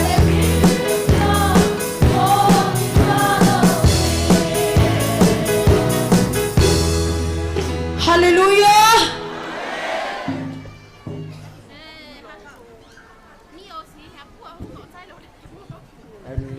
คนหัวคนนี่มันเป็นใต้ ready ที่ใต้เนี่ยปันเทใต้ตีเห็นนะถ้าโปรแกรมนี้เนี่ยต่อกี่เท่านี้ซึ่งไอ้ที่ใช้บางจะลายอาชีพจะจีมาสาเป็นหลังนะ cho là ngà hi la kan sa na lai dingo ban de anu nga ho to pam nang ho si si chi ki de no si si nang ki tol lo ke ting ma le ki ho tong pan diu hin tin ki sunga chu la sa ki lai de lai ho hin se le ai man ne kham ding na en thi nga hi in ngai lu nen ku nga hi in so pol pu tin wal sa pu tin na ai man ne kham ding ba chen ki tup chen ki lao tin se le avel si ha ding ya chu na ne kham ding chu na ki tup chen na ki la thia le chun pha ding a hi atam ni hon atam ni dung ria na na ki la theu hin avel vela na min chi a lam ta ti kai ki pel man sang in chun yong chi hel ti tun pa thin mi pa in en kung te ho phat the na han do na e hi nei pi hono la kun se te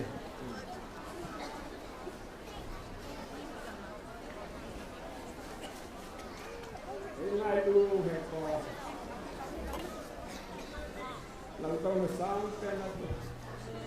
sirfin de na ma tu ati de pili na din din de imang mga lo pi pati kehon nan de sa ni haga magai ni ka cha de kasata ka ni tinang na lo ta sa ka nam le ni de sa ka ngai lo ka ni ki mo pa ni nango puna ka ni umlo ya nang Israel de lo tu kanan ka ma kana pui lo de vando ya siga lo tu kan grossa ka inna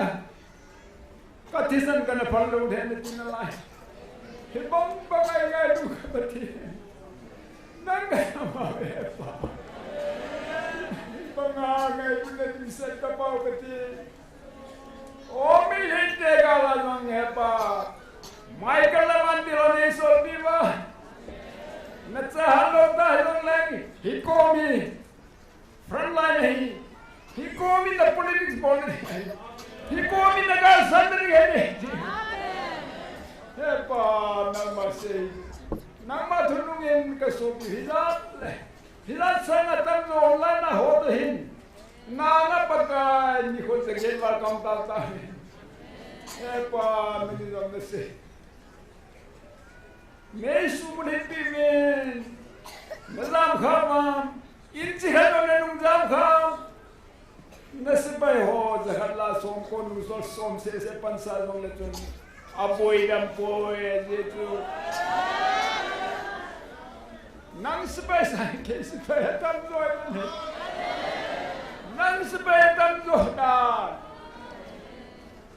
Mundinagal nisat piwi he pa kanam miten he thelo he front line a cheding in boirang lang a cheding ham oh sita banga tu gamla cheding in igelben ilowa nangin he ko man na taw na wi nagal san na wi front line hi na politics bol na wi na ti yin sa so bi chang tan ka taw khom ji oh nang ka thang ba be pa Sila tu tamang jan nangin na sa de chu azam jan se pi je ne bhai ka ki pa hoita David Chapanin Goliath ngam pe la jun ngam chu anu atun Michael ka ko ni mosi long de sel tan long de se ai lo na tu tamang pat tugil tam ta ne se na zonen wan no ya kam ni tarik nga he na Não pego. Taringan niya. Kumamasang tunggina ko na panang mananga. Nalungsen na tsate ko manang makabaso. Anong tabi? Katang ba? Pa. Nang matsahi. Ano me? Pa. Oh, kapapa. Nang katang ba? Vanoi mi ten om kitang sa oh cookies o sa ten Christmas kita amang masabe amang di masabe Vanoi ang kitang da itane an la ka so bi ngol ta hon tunia to na bole basa na lai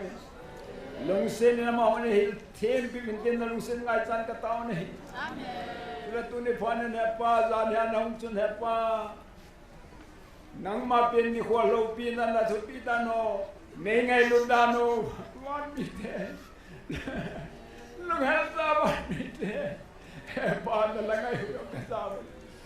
ilong le jingka pung tumgin lang ana huma na chaten jong kipata nang makalim ko matutan kaya na suma nang makalim ko manu me pa Silakan kata diwi zakai nong apa, sagau lampang tu nak kosa tu ni. Ilong letak sami kai jepsun, ngelo te, celo te. Ailo nak kajipan apa tu salah ngakan ni wah hizin. Hizin ngom tu ni falpi je kajipan ni. Apa tu dia? Nang ma falpi tu salah. Thanom ta amne kom ding kai tawin. Amne panding kai tawin apa? Nang ni zakai. Kakingai lunau hanau, ban mi ting te to onang ma to ikingai lunau, hat ce na dingin pade ni popi, ikikui zo manau hian pa, hijan ko pa, kanien nau te lana ke ho chen kingai lun jong supungin lang, wan lam ka ngai nau supungin tin ka tau ni, nangin ni la kai ta sa la ga ba phate bo pi tawan tia. Nalung sen ngai cha kong tawe he lung se pen ka pa Yesu ni sa tian.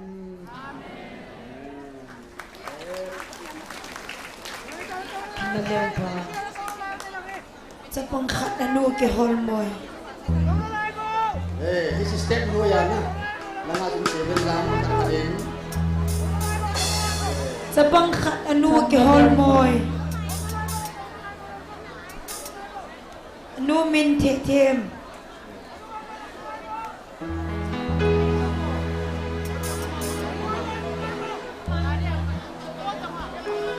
Pau gin le anu ke holmoy. Sa pang pau gin le anu thi thiem chilangan na sa pau me hu ki puyo lang ahi.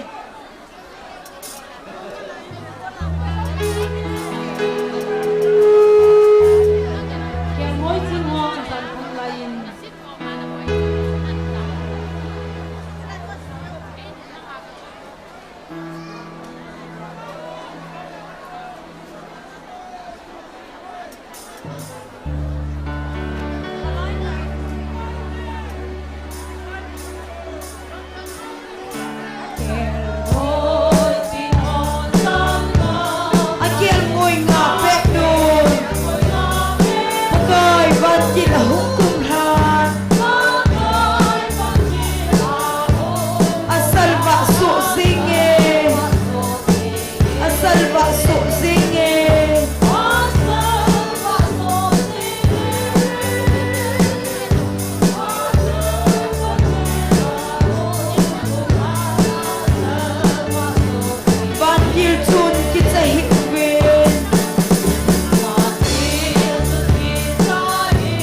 Ke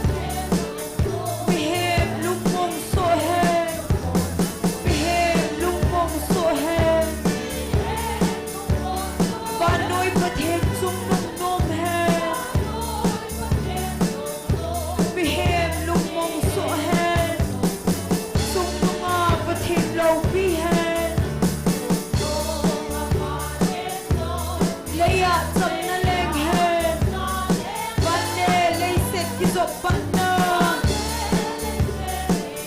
Hihen atun sone Hihen atun sone Vane leiset kizopana Hihen atun sone Kiel ngoi ching hom san kham glasin Akiel ngoi nga pek nun Pakai banti la hukum hang Asal bakso zinge Asal bakso zinge Pakai banti la hukum hang Asal bakso zinge Bantil sun kita hiupin Ngay ma nay museo Kibana tuba kahit mo Nang le miso sedin Nang le miso sedin Kibana tuba kahit mo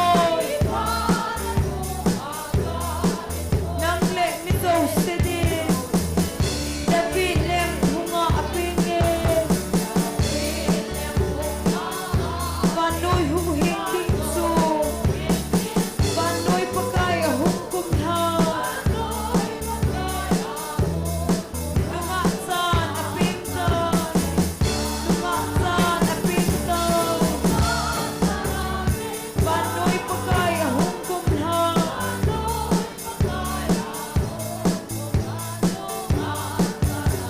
Silew sun kanan kong sunga Vana kunaw senso Kun siya kisiel mupin na din Hitu Krista ahin Hitu Krista ahin Kun siya kisiel mupin na din Hitu Krista ahin Asay zubit bantil hotso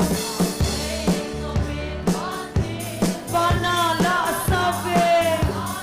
Panoy pagkay sumnong nom he Mihem lungmong so he Mihem lungmong so he Panoy pagkay sumnong nom he Mihem lungmong so he Sumnong nga batin low bihe Laya sang naleng he Pande leisit kizopana Hihen atun sone Hihen atun sone Pande leisit kizopana Hihen atun sone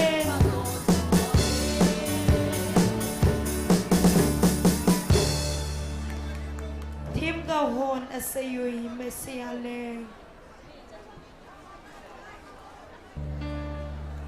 Adiglal mo mong ho tau thei he tinglal mong mong ho Ay kun pe to thon thanom dar ka the na na ba chai ko ma ani me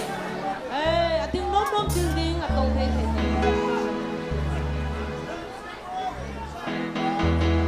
Alaya to ho song en na ne ka win la hin sawo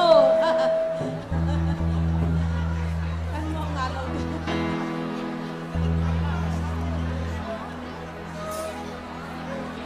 Nim giật mà lại bém kia cả số sáu lại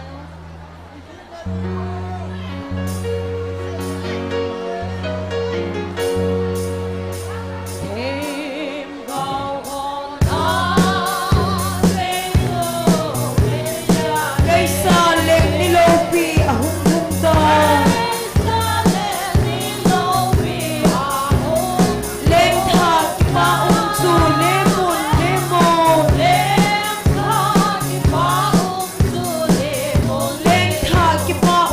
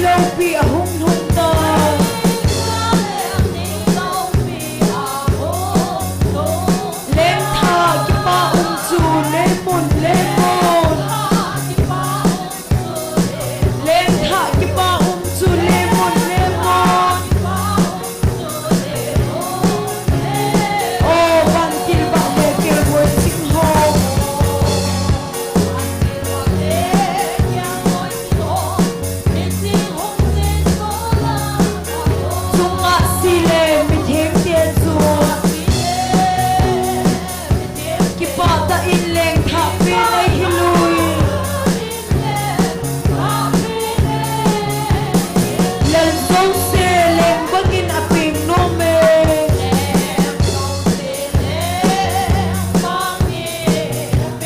bên hè vâng in hàm nô ya à bê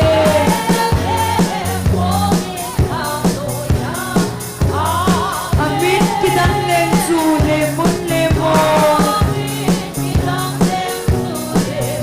amin kita lên dù lê muốn lê mô ô bàn tin vạn lê kê ngồi chính hồ một chính hồ dình số lắm mà cô chúng ngã si lê vì thiên tiền chuồn ipa ta in lên thả bên ấy hi lui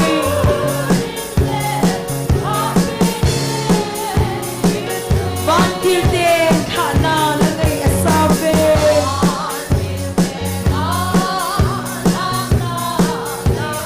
mi hem te din sắp na lên hết chị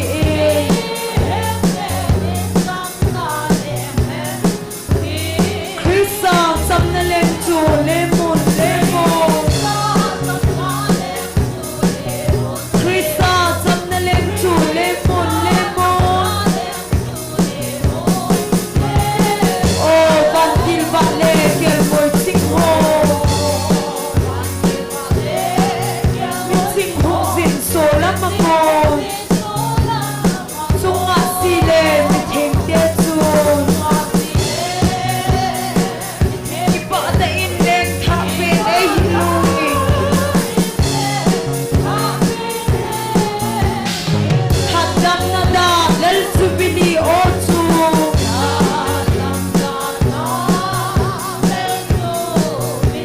lấy lê van ngầm dấu xia thông sổ ta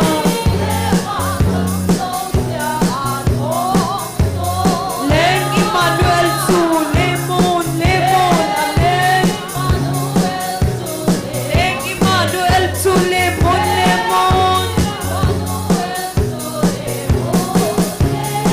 ô van til vạn lê kêu ngồi chính hồ mi chính hùng dình số lắm mà cô chúng ngã si lê mi thèm tiết chuồn ipa ta in lên thả bên ấy hi lui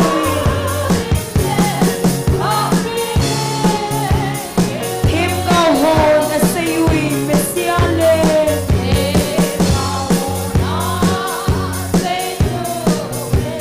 cây sa lên ni lâu bị hung hung ta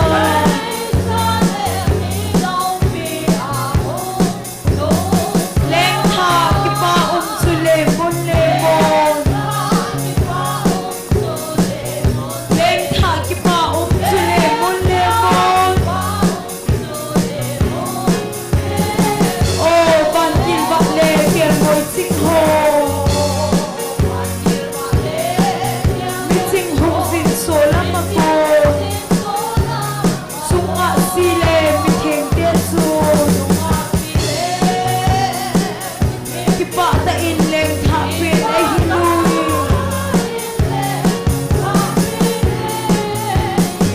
lần dấu xe lên vâng in à bình nô mê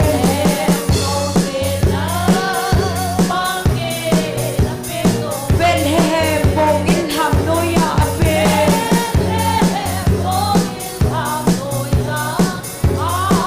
amin tidang lên chu lê môn lê mô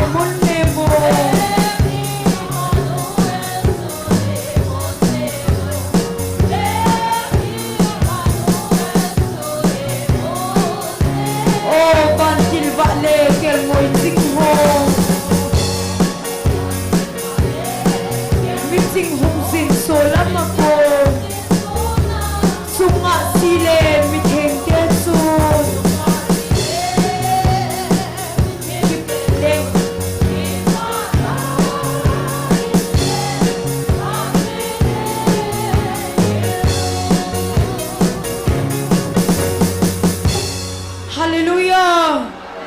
Pakai pen ni ko alhum kita.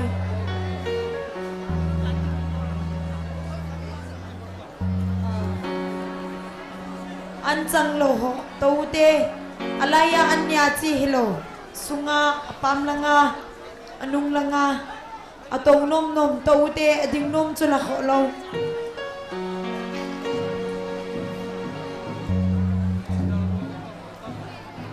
alel ito theu he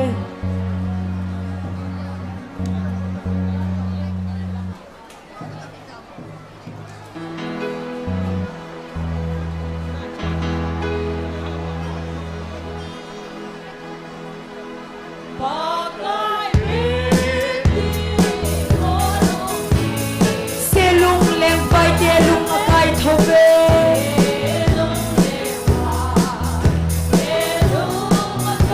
Banoi hinun Bethlehem lang sunga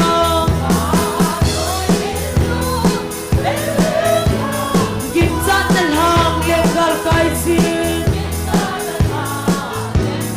Oh pakai nunne Nangin nei kai hoi sin Na chunne sunga yang Sen lai nau bang nagana Bethlehem asi abak kita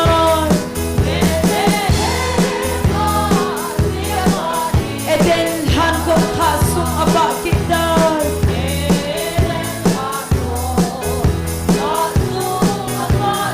Kangit thobo Eden ko abak ta Lungtung kam chu zun tau hite amen Oh pakai nunne Nangin nei kai hoi se Na chunne songaya Sen lai nau bang nakana mun chunga Pakai nge e Bethlehem hang chu Thang ban tu ni kula apang lep dai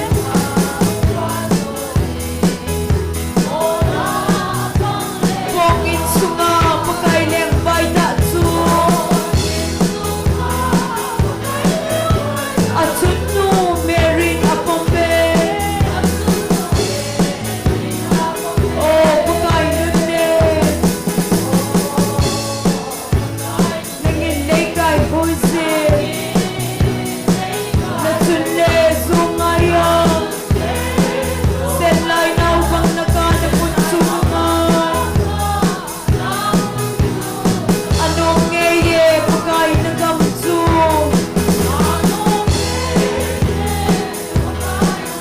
Kaydin Bethlehem hang abak kita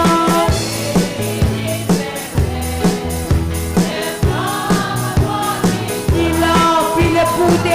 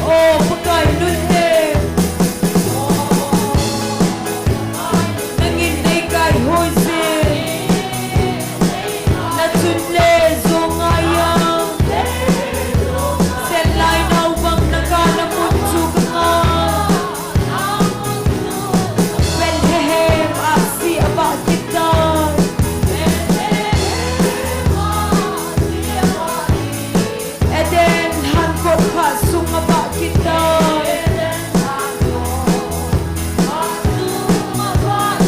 Hangin thau kun eden ko apa tai. Amen. Lục túc ngập su zon tao hít đê. Ô pakai đê. Nangin đê gai hoi xin. Na chut le zong ayang.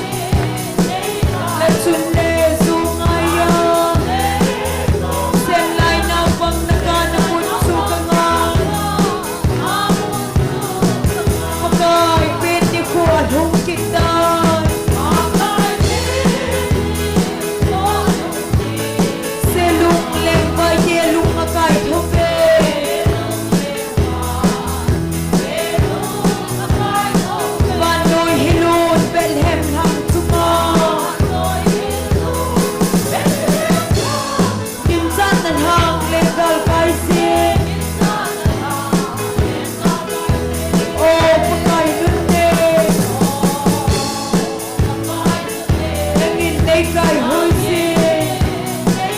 na chun le sung aya sen lai nau bang na ka na man chung Bethlehem asi aba kita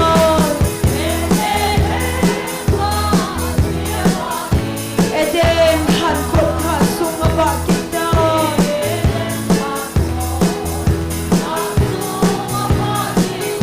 Agin thobun Eden ko aba ta lung tuk gam chu som tau hine oh pakai nun nangin nei kai hoi si na chun le sung aya sen lai nau bang na ka na mun chung mai Sungai nghe ye Bethlehem hang chu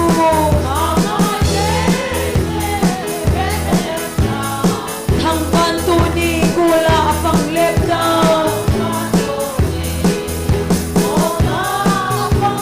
bong in sunga pakai lem bai ta chu Achunu Mary na pome oh pakai nun ne nangin nei kai hoi si na chun le sung aya sen lai nau bang na ka na mun chung anong nghe ye pakai na kam chu Kay din Bethlehem hang aba kita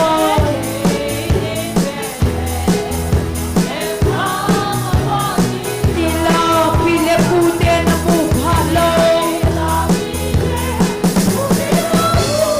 Sarap pa limin le pute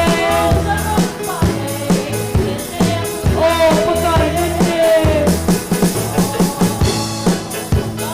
naging may kay hoi si na chun le sung aya sen lai nau bang na ka na mun chung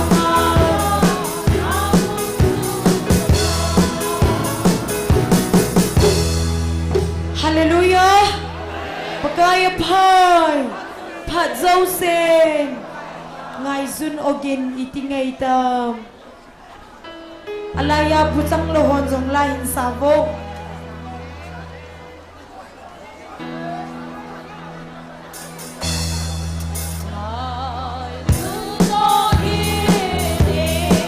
Nilaw pi hong hong ding su Lay se ton se la thi na hi Sam leng hen hi na sa be Sung nung pe na lo pi pe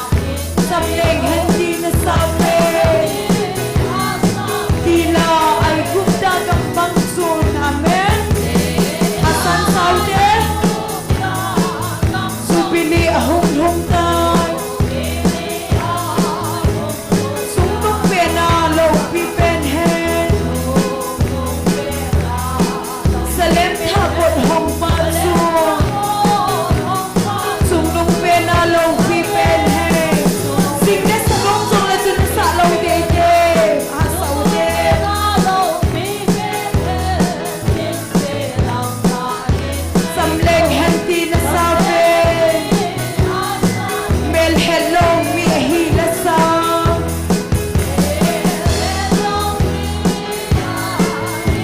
handa kulim la sa ho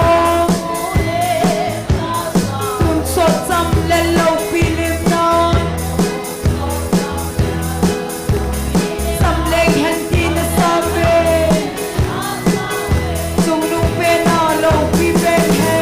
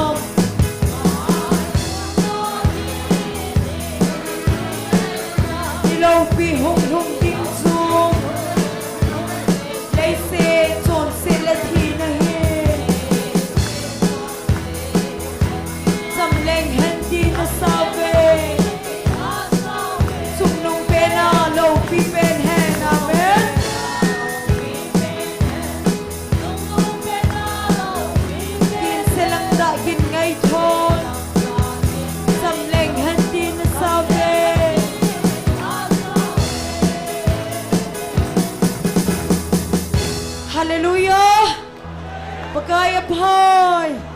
thật dâu sen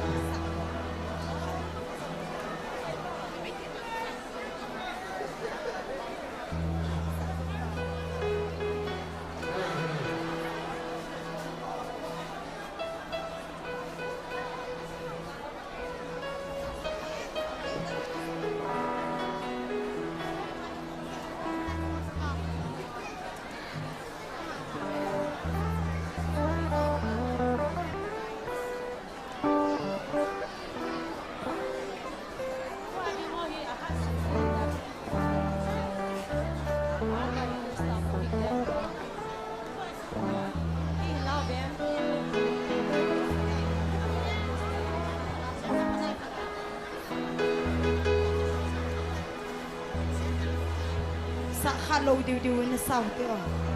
pakai krista hu heng leng pa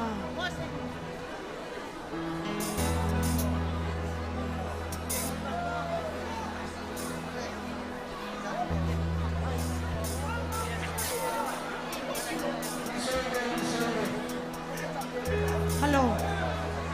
thang boy cái mai tu na hi hat sa devo anung lang ho na kisapoi ke hello hello nung lang ho kisana mo akisale no khod hin tum po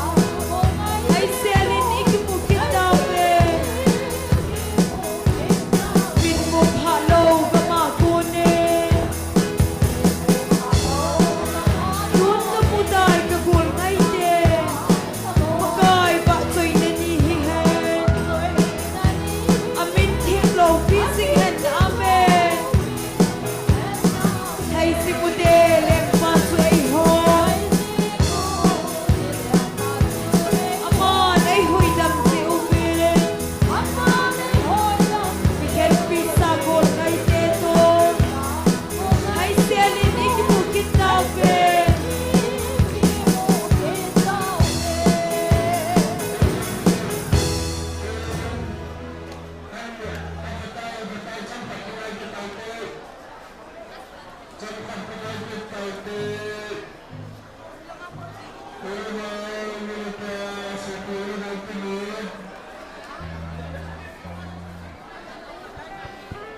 xả trong khăn cái chỗ tao đi